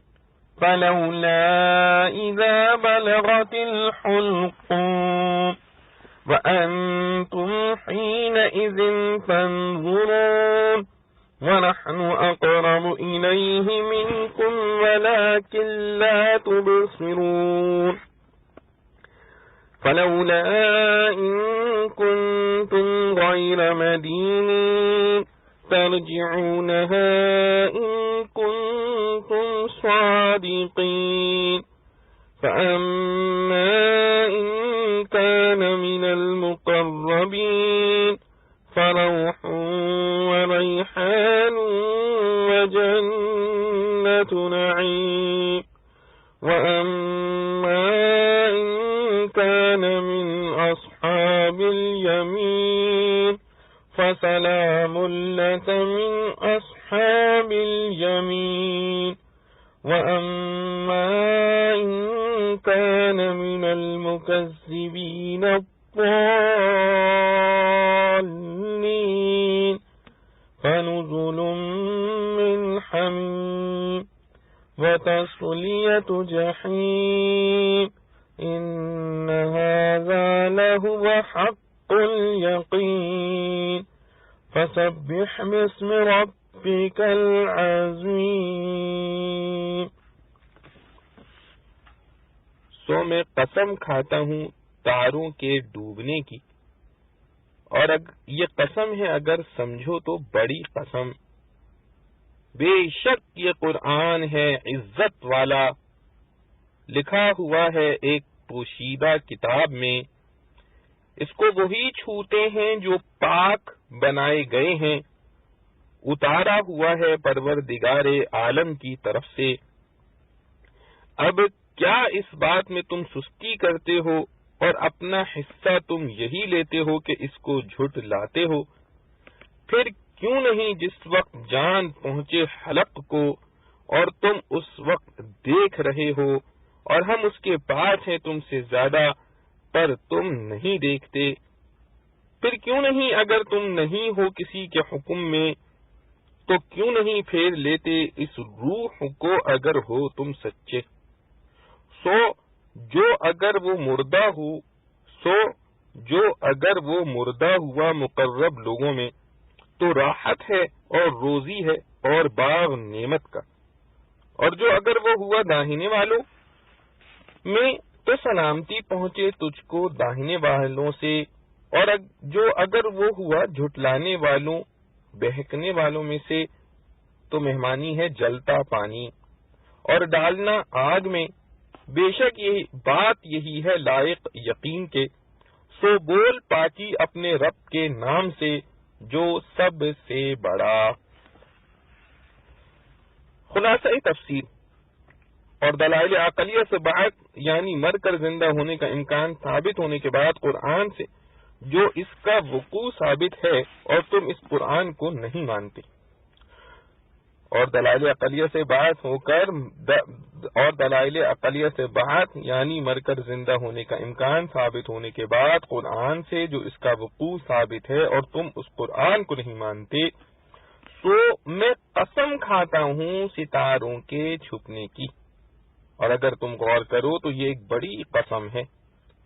اور قسم اس بات کی کھاتا ہوں کہ یہ قرآن جو پیغمبر صلی اللہ علیہ وسلم پر نازل ہوتا ہے بوجہ منزل من اللہ ہونے کے ایک مکرم قرآن ہے جو ایک محفوظ کتاب یعنی لوح محفوظ میں پہلے سے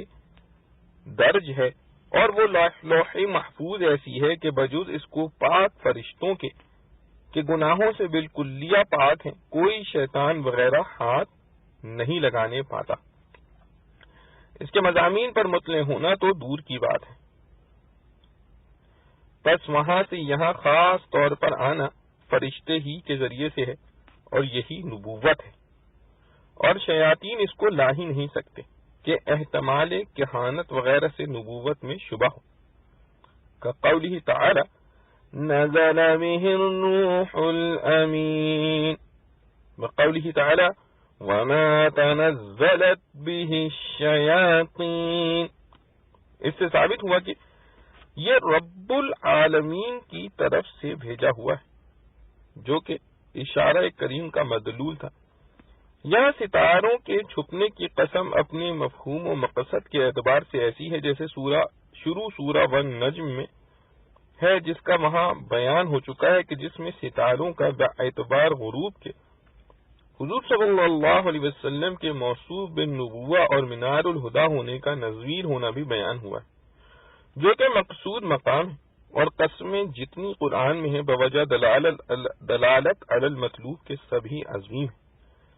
لیکن کہیں کہیں مطلوب کے خاص اہتمام اور اس پر زیادہ متنبع کرنے کے لیے عظیم ہونے کی تصریح بھی فرما دی ہے، جیسے کہ اس جگہ اور سورہ والفجر میں حاصل مقام کا اجمالاً وہ ہے جو تفصیلاً اخیر رکوع میں سورہ شعراء کے ارشاد ہوا ہے۔ سو جب اس کا منزل من اللہ ہونا ثابت ہے تو کیا تم لوگ اس کلام کو سرسری بات سمجھتے ہو، یعنی اس کو واجب التصدیق نہیں جانتے، اور اس مداہنت سے بڑھ کر یہ کہ تکذیب کو اپنی غذا بنا رہے ہو، اور اس لیے توحید و وقوع قیامت کا بھی انکار کرتے ہو؟ سو اگر یہ انکار حق ہے تو جس وقت مرنے کے قریب کسی شخص کی روح حلق تک آ پہنچتی ہے اور تم اس وقت بیٹھے حسرت آلودہ نگاہ سے تکا کرتے ہو، اور ہم اس وقت اس مرنے والے شخص کے تم سے بھی زیادہ نزدیک ہوتے ہیں، یعنی تم سے بھی زیادہ اس شخص کے حال سے واقف ہوتے ہیں، کیونکہ تم صرف ظاہری حالت دیکھتے ہو اور ہم اس کی باطنی حالت پر بھی مطلع ہوتے ہیں، لیکن ہماری اس قرب علمی کی بوجہ اپنے جہل و کفر کے تم سمجھتے نہیں، لیکن ہمارے اس قرب علمی کو بوجہ اپنے جہل و کفر کے تم سمجھتے نہیں ہو، تو فی الواقع اگر تمہارا حساب کتاب ہونے والا نہیں ہے جیسا تمہارا خیال ہے، تو تم اس روح کو بدن کی طرف پھر کیوں نہیں لوٹا لاتے ہو جس کی تم اس وقت تم کو تمنا بھی ہوا کرتی ہے؟ اگر اس انکار قیامت و حساب میں تم سچے ہو، مطلب یہ کہ قرآن صادق ہے اور وقوع بعد کا ناطق ہے، اور پس مقتدی وقوع متحقق ہوا اور مانے کوئی امر ہے نہیں، پس وقوع ثابت ہو گیا، اور اس پر بھی تمہارا انکار اور نفی کیے چلا جانا بدلالت حال اس کو مستلزم ہے کہ گویا تم روح کو اپنے بس میں سمجھتے ہو کہ گو قیامت میں خدا دوبارہ روح ڈالنا چاہے جیسا کہ مقتضی قرآن کا ہے، مگر ہم نہ ڈالنے دیں گے اور بات نہ ہونے دیں گے، جب ہی تو ایسے زور سے نفی کرتے ہو، ورنہ جو اپنے کو عاجز جانے وہ دلائل وقوع کے بعد ایسی زور کی بات کیوں کہے؟ سو اگر تم اپنے بس میں سمجھتے ہو تو ذرا اپنا زور اسی وقت دکھلا دو جبکہ کسی قریب الموت انسان کے بقائے حیات کے متمنی بھی ہوتے ہو اور دیکھ دیکھ کر رحم بھی آتا ہے، دلگیر بھی ہوتے ہو، اور وہ زور دکھلانا یہ کہ اس روح کو نکلنے نہ دو، بدن میں لوٹا دو، جب اس پر بس نہیں کہ روح کو بدن سے نکلنے نہ دو تو اس کو دوبارہ پیدا کرنے سے روکنے پر کیسے تمہارا بس چلے گا؟ بس ایسے لا طائل دعوے کیوں کرتے ہو؟ اور چونکہ مقام ہے نفی قدرت کا اور نفی علم مستلزم ہے نفی تعلق قدرت کو، اس لیے نحن اقرب جملہ معترضہ میں ان کے علم تام کی نفی فرما دی، اور چونکہ یہ دلیل کافی ان کے لیے شافی نہ ہوئی اس لیے لا تبصرون میں توبیخ بھی فرما دی، اور چونکہ اس تقدیر سے اثبات قدرت بھی ہوا اس لیے بات کے ساتھ یہ توحید کی بھی دلیل ہے۔ آگے کیفیت مجازہ کی ارشاد ہے، یعنی یہ تو ثابت ہو چکا کہ قیامت اپنے وقت پر ضروری آئے گی، پھر جب قیامت واقع ہوگی تو جو شخص مقربین میں سے ہوگا جن کا ذکر اوپر آیا ہے والسابقون، اس کے لیے تو راحت ہے اور فراغت کی غذائیں ہیں اور آرام کی جنت ہے، اور جو شخص داہنے والوں میں سے ہوگا جن کا ذکر اوپر آیا ہے واصحاب الیمین، تو اس سے کہا جائے گا کہ تیرے لیے ہر آفت اور خطرے سے امن و امان ہے کہ تو داہنے والوں میں سے ہے، اور یہ کہنا خواہ ابتداءً ہو اگر فضل یا توبہ کے سبب اول ہی مغفرت ہو جاوے، یا انتہاءً ہو اگر بعد سزا کے مغفرت ہو، اور یہاں روح و ریحان کا ذکر نہ فرمانا نفی کے لیے نہیں بلکہ اشارہ اس طرف ہے کہ یہ سابقین سے ان امور میں کم ہوگا، اور جو شخص جھٹلانے والوں اور گمراہوں میں سے ہوگا تو کھولتے ہوئے پانی سے اس کی دعوت ہوگی اور دوزخ میں داخل ہونا ہوگا۔ بے شک یہ جو کچھ مذکور ہوا تحقیقی یقینی بات ہے جس کے یہ تصرفات ہیں، اپنے اس عظیم الشان پروردگار کے نام کی تسبیح و تحمید کیجیے۔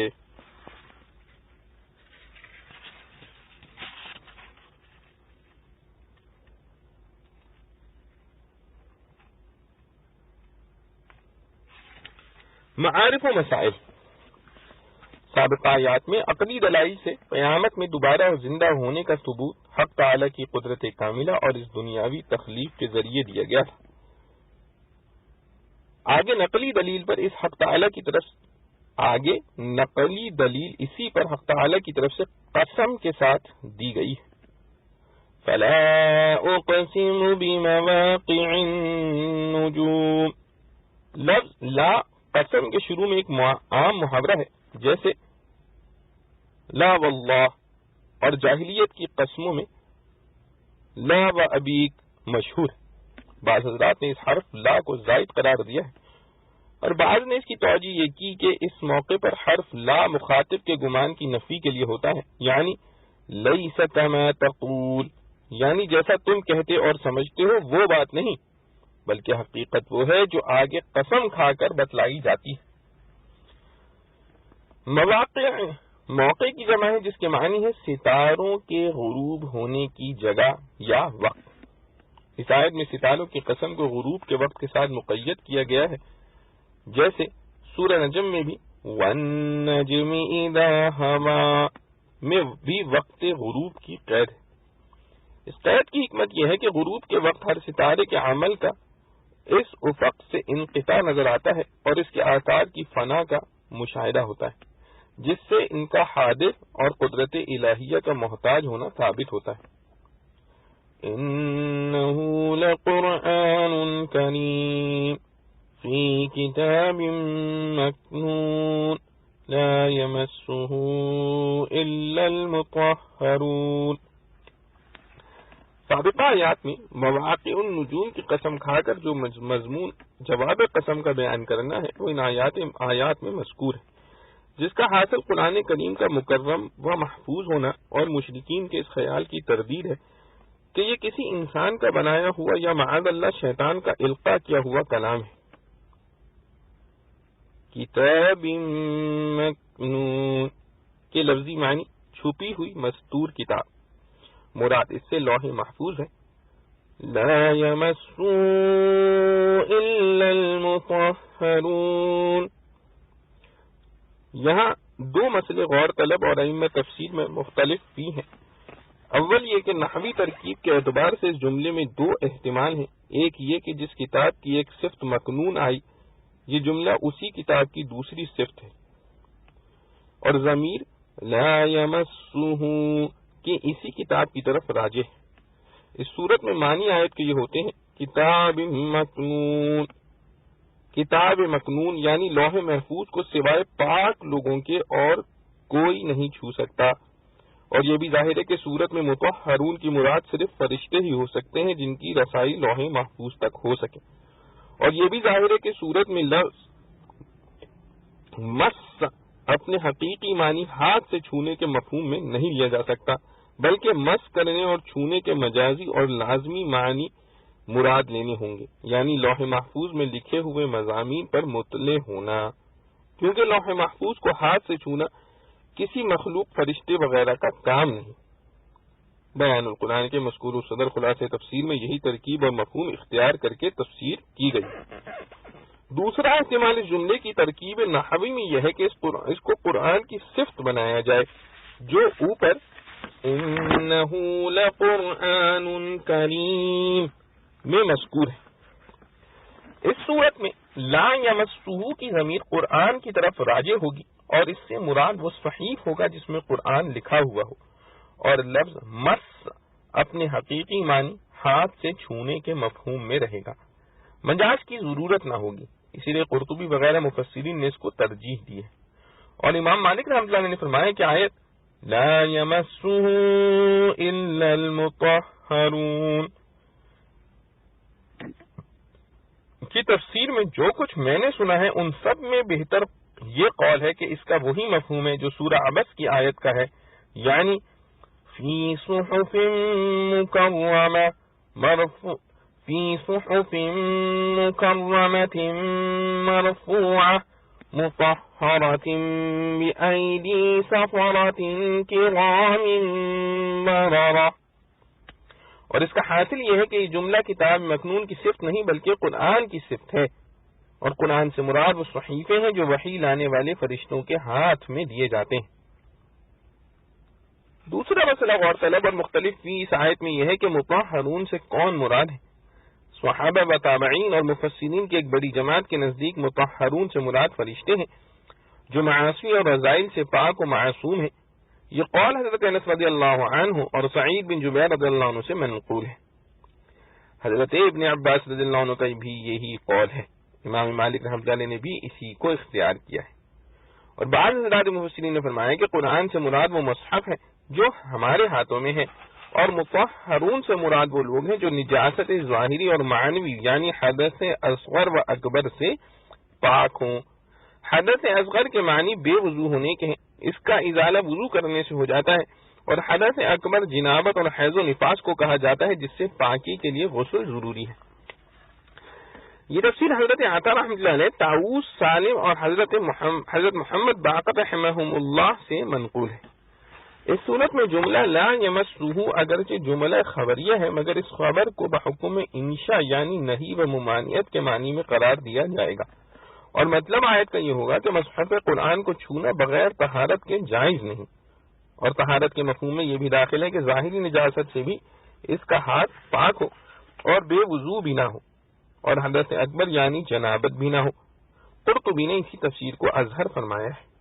تفسیری مظہری میں بھی اسی کی ترجیح پر زور دیا ہے۔ حضرت فاروق اعظم رضی اللہ عنہ کے اسلام لانے کے واقعے میں جو مذکور ہے کہ انہوں نے اپنی بہن کو قرآن پڑھتے ہوئے پایا تو اورات قرآن کو دیکھنا چاہا، ان کی بہن نے یہ آیت پڑھ کر اورات قرآن ان کے ہاتھ میں دینے سے انکار کیا کہ اس کو پاک لوگوں کے سوا کوئی نہیں چھو سکتا۔ فاروق اعظم رضی اللہ عنہ نے مجبور ہو کر غسل کیا، پھر یہ اوراق پڑھے۔ اس واقعے سے بھی اسی آخری تفسیر کی ترجیح ہوتی ہے، اور روایات حدیث جن میں غیر طاہر کو قرآن کو چھونے سے منع کیا گیا ہے، ان روایات کو بھی بعض حضرات نے اسی آخری تفسیر کی ترجیح کے لیے پیش کیا ہے، مگر چونکہ اس مسئلے میں حضرت ابن عباس رضی اللہ عنہ اور حضرت انس رضی اللہ عنہ وغیرہ کا اختلاف ہے جو اوپر آ چکا ہے، اس لیے بہت سے حضرات نے بے وضو قرآن کو ہاتھ لگانے کی ممانعت کے مسئلے میں آیت مذکورہ سے استدلال چھوڑ کر صرف روایات حدیث کو پیش کیا ہے۔ وہ احادیث یہ ہیں: امام مالک رحمۃ اللہ علیہ نے موطأ میں رسول اللہ صلی اللہ تعالی علیہ وسلم کا وہ مکتوب گرامی نقل کیا ہے جو آپ صلی اللہ تعالی علیہ وسلم نے حضرت عمر بن حزم رضی اللہ عنہ کو لکھا تھا، جس میں ایک جملہ یہ بھی ہے لا یمس القرآن الا طاہر، یعنی قرآن کو وہ شخص نہ چھوئے جو طاہر نہ ہو۔ اور روح المعانی میں روایت مسند عبد الرزاق اور ابن ابی داود اور ابن المنذر سے بھی نقل کی ہے، اور طبرانی و ابن مردویہ نے حضرت عبداللہ بن عمر رضی اللہ عنہ سے روایت کیا ہے کہ رسول اللہ صلی اللہ علیہ وسلم نے فرمایا لا یمس القرآن الا طاہر، یعنی قرآن کو ہاتھ نہ لگائے بجز اس شخص کے جو پاک ہو۔ مسئلہ روایات مذکورہ کی بنا پر جمہور امت اور ائمہ اربعہ کا اس پر اتفاق ہے کہ قرآن کریم کو ہاتھ لگانے کے لیے طہارت شرط ہے، اس کے خلاف گناہ ہے۔ ظاہری نجاست سے ہاتھ کا پاک ہونا، با وضو ہونا، حالت جنابت میں نہ ہونا، سب اس میں داخل ہے۔ حضرت علی مرتضی رضی اللہ عنہ، ابن مسعود رضی اللہ عنہ، سعد بن ابی وقاص رضی اللہ عنہ، سعید ابن زید رضی اللہ عنہ، اور عطا اور زہری، نخعی، حکم، حماد، امام مالک، شافعی، ابو حنیفہ رحمہم اللہ علیہما، سب کا یہی مسلک ہے۔ اوپر جو اختلاف اقوال نقل کیا گیا ہے وہ صرف اس بات میں ہے کہ یہ مسئلہ جو احادیث مذکورہ سے ثابت اور جمہور امت کے نزدیک مسلم ہے، کیا یہ بات قرآن کی آیت مذکورہ سے بھی ثابت ہے یا نہیں۔ بعض حضرات نے اس آیت کا مفہوم اور احادیث مذکورہ کا مفہوم ایک قرار دیا اور اس آیت اور احادیث مذکورہ کے مجموعے سے اس مسئلے کو ثابت کیا۔ دوسرے حضرات نے آیت کو استدلال میں پیش کرنے سے بوجہ اختلاف صحابہ احتیاط کی، لیکن احادیث مذکورہ کی بنا پر مسلک سب نے یہی اختیار کیا کہ بے وضو و بے طہارت قرآن کو ہاتھ لگانا جائز نہیں۔ اس لیے خلاف مسئلے میں نہیں بلکہ اس کی دلیل میں ہوا ہے۔ مسئلہ قرآن مجید کا غلاف جو جلد کے ساتھ سلا ہوا ہو وہ بھی بحکم قرآن ہے، اس کو بھی بغیر وضو و بغیر طہارت کے ہاتھ لگانا باتفاق ائمہ اربعہ ناجائز ہے۔ البتہ قرآن مجید کا جزدان جو علیحدہ کپڑے کا ہوتا ہے، اگر اس میں قرآن بند ہے تو اس جزدان کے ساتھ قرآن کریم کو ہاتھ لگانا بلا وضو امام ابو حنیفہ رحمۃ اللہ علیہ کے نزدیک جائز ہے، مگر امام مالک رحمۃ اللہ علیہ و شافعی رحمۃ اللہ علیہ کے نزدیک یہ بھی ناجائز ہے۔ مسئلہ، جو کپڑا آدمی نے پہنا ہوا ہے اس کی آستین یا دامن سے قرآن مجید کو بلا وضو چھونا بھی جائز نہیں، البتہ علیحدہ رومال یا چادر سے چھوا جا سکتا ہے۔ مسئلہ، علماء نے فرمایا کہ اسی آیت سے بدرجہ اولا یہ بھی ثابت ہوتا ہے کہ جنابت یا حیض و نفاس کی حالت میں قرآن کی تلاوت بھی جائز نہیں جب تک غسل نہ کرے، کیونکہ مصحف میں لکھے ہوئے حروف و نقوش کی جب یہ تعظیم واجب ہے تو اصل حروف جو زبان سے ادا ہوتے ہیں ان کی تعظیم اس سے زیادہ اہم اور واجب ہونا چاہیے۔ اس کا مقتضی تو یہ تھا کہ بے وضو آدمی کو بھی تلاوت قرآن جائز نہ ہو، مگر حضرت ابن عباس رضی اللہ عنہ کی حدیث جو بخاری و مسلم میں ہے اور حضرت علی کرم اللہ وجہہ کی حدیث جو مسند احمد میں ہے،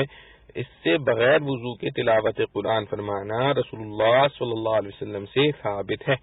اس لیے فقہاء نے بلا وضو تلاوت کی اجازت دی ہے۔ افبہذا الحدیث انتم مدہنون، مدہنون ادہان سے مشتق ہے جس کے لغوی معنی تیل کی مالش کرنے کے ہیں، اور تیل مالش سے اعضاء نرم ہو جاتے ہیں، اس لیے نرم کرنے اور ناجائز مواقع میں نرمی برتنے کے معنی اور نفاق کے مفہوم میں اس لیے نرم کرنے اور ناجائز مواقع میں نرمی برتنے کے معنی اور نفاق کے مفہوم میں استعمال ہونے لگا۔ آیت مذکورہ میں لفظ آیات الہیہ کی تصدیق میں نفاق یا تکذیب کے معنی میں استعمال ہے۔ فَلَوْلَا إِذَا بَلَغَتِ الْحُلْقُومَ وَأَنْتُمْ حِينَئِذٍ تَنْظُرُونَ وَنَحْنُ أَقْرَبُ إِلَيْهِ مِنْكُمْ وَلَكِنْ لَا تُبْصِرُونَ فَلَوْلَا إِن كُنْتُمْ غَيْرَ مَدِينِينَ تَرْجِعُونَهَا إِن كُنْتُمْ صَادِقِينَ۔ سابقہ آیات میں پہلے عقلی دلائل سے، پھر حق تعالی جل جلالہ عم نوالہ کی طرف سے ستاروں کی قسم کھا کر اور ان کے مقہور و مغلوب ہونے کی کیفیت کی طرف اشارہ کر کے دو باتیں ثابت کی گئی ہیں۔ اول یہ کہ قرآن اللہ تعالی کا کلام ہے، اس میں کسی شیطان و جن وغیرہ کا کوئی تصرف نہیں ہو سکتا، جو کچھ اس میں ہے وہ حق ہے۔ دوسرا مسئلہ جو قرآن کے مسائل میں خاص اہمیت رکھتا ہے وہ قیامت کا آنا اور سب مردوں کا زندہ ہو کر رب العزت کے سامنے حساب کے لیے پیش ہونا ہے، اور اس کے آخر میں کفار و مشرکین کا ان سب دلائل واضحہ کے خلاف قرآن کی حقانیت اور قیامت میں مردوں کے زندہ ہونے سے انکار کا ذکر کیا گیا تھا۔ قیامت اور مرنے کے بعد زندہ ہونے سے انکار گویا ان کی طرف سے اس کا دعویٰ ہے کہ ان کی جان اور روح خود ان کے قبضے میں ہے اور ان کی اپنی زندگی میں ان کو بھی کچھ دخل ہے۔ ان کے اس خیال باطل کی تردید کے لیے آیات مذکورہ میں ایک قریب الموت انسان کی مثال دے کر بتلایا کہ جب اس کی روح حلق میں پہنچتی ہے اور تم یعنی مرنے والے کے عزیز و قریب، دوست و احباب سب اس کے حال کو دیکھ رہے ہوتے ہیں اور بتقاضۂ محبت و تعلق یہ بھی چاہتے ہیں کہ اس کی روح نہ نکلے، یہ زندہ رہے، مگر اس وقت سب کو اپنی بے چارگی اور عاجزی کا احساس و اقرار ہوتا ہے کہ کوئی اس مرنے والے کی جان نہیں بچا سکتا۔ اس پر حق تعالی نے فرمایا کہ اس وقت اپنے علم و قدرت کے لحاظ سے ہم تمہاری نسبت اس مرنے والے سے زیادہ قریب ہوتے۔ قریب ہونے سے مراد اس کے اندرونی اور ظاہری حالات سے واقفیت اور اس پر پوری قدرت ہے، اور فرمایا کہ مگر تم ہمارے اس قرب کو اور مرنے والے کے زیر تصرف ہونے کو آنکھوں سے نہیں دیکھتے۔ خلاصہ یہ ہے کہ تم سب مل کر اس کی زندگی اور روح کی حفاظت چاہتے ہو، مگر تمہاری بات نہیں چلتی۔ ہم اپنے علم و قدرت کے اعتبار سے اس کے زیادہ قریب ہیں، وہ ہمارے زیر تصرف اور مشیت و حکم کے تابع ہے۔ جس لمحے میں اس کی روح نکالنا ہم طے کر چکے ہیں اس کو کوئی روک نہیں سکتا۔ اس مثال کو سامنے کر کے ارشاد ہوتا ہے کہ اگر تم یہ سمجھتے ہو کہ مرنے کے بعد تمہیں زندہ نہیں کیا جا سکتا اور تم اتنے قوی اور بہادر ہو کہ خدا تعالی کی گرفت سے باہر ہو، تو ذرا اپنی قوت و قدرت کا امتحان یہی کر دیکھو کہ اس مرنے والے کی روح کو نکلنے سے بچا لو یا نکلنے کے بعد اس میں لوٹا دو۔ اور جب تم سے اتنا بھی نہیں ہو سکتا تو پھر اپنے آپ کو خدا تعالی کی گرفت سے باہر سمجھنا اور مرنے کے بعد دوبارہ زندہ ہونے سے انکار کرنا کس قدر بے عقلی کی علامت ہے۔ فَأَمَّا إِن كَانَ مِنَ الْمُقَرَّبِينَ۔ سابق آیات میں مختلف دلائل اور مختلف عنوانات سے یہ واضح کر دیا گیا کہ دنیا کی موجودہ زندگی کا ایک روز ختم ہو جانا اور مرنے کے وقت سب عزیزوں، دوستوں، طبیبوں کا عاجز ہو جانا روز مشاہدے میں آتا ہے۔ اسی طرح اس کو بھی یقینی سمجھو کہ مرنے کے بعد دوبارہ زندہ ہو کر اپنے اعمال کا حساب بھی دینا ہے، اور حساب کے بعد جزا و سزا بھی یقینی ہے۔ اور جزا و سزا میں کل مخلوق کا 3 گروہ میں تقسیم ہو جانا اور ہر ایک کی جزا الگ الگ ہونا جو شروع صورت میں بیان ہو چکا ہے، اس کا اجمال پھر یہاں ذکر کر دیا گیا کہ مرنے کے بعد اگر یہ شخص مقربین یعنی سابقین کے گروہ میں سے ہے تو راحت ہی راحت، آرام ہی آرام ہے، اور اگر سابقین مقربین میں نہیں مگر اصحاب الیمین یعنی عام مومنین صالحین میں سے ہے تو بھی جنت کی نعمتوں سے سرفراز ہوگا، اور اگر تیسرے گروہ یعنی اصحاب شمال کفار و مشرکین میں سے ہوا تو جہنم کی آگ اور کھولتے ہوئے پانی سے اس کو سابقہ پڑے گا۔ آخر میں فرمایا ان ھذا لھو حق الیقین، یعنی یہ جزا و سزا جس کا ذکر اوپر ہوا ہے حق اور بالکل یقینی امر ہے، اس میں کسی شک و شبے کی گنجائش نہیں۔ فَسَبِّحْ بِاسْمِ رَبِّكَ الْعَظِيمِ۔ ختم سورہ پر نبی کریم صلی اللہ علیہ وسلم کو خطاب ہے کہ آپ اپنے رب کے نام کی تسبیح پڑھتے رہیے، یعنی اس کی پاکی تمام ان چیزوں سے جو اس کے لائق شان ہیں بیان کرتے رہیے۔ اس میں نماز کی تسبیحات بھی داخل ہیں اور خارج نماز کی تسبیحات بھی، اور خود نماز کو بھی اوقات تسبیح سے تعبیر کر دیا جاتا ہے، تو یہ حکم نماز کے اہتمام کا بھی ہو گیا۔ واللہ سبحانہ وتعالی اعلم۔ تمت سورة الواقعہ بحمد اللہ وعونہ لیلۃ الثلاثاء ل20 من ربیع الثانی ونتلوہ انشاءاللہ تعالی سورة الحدید۔ اللہ رب العزت سے دعا ہے جو کچھ پڑھا سنا گیا ہمیں اس پر عمل کرنے کی توفیق نصیب فرمائے۔ وآخر دعوانا ان الحمد للہ رب العالمین۔ ربنا تقبل منا انك انت السميع العليم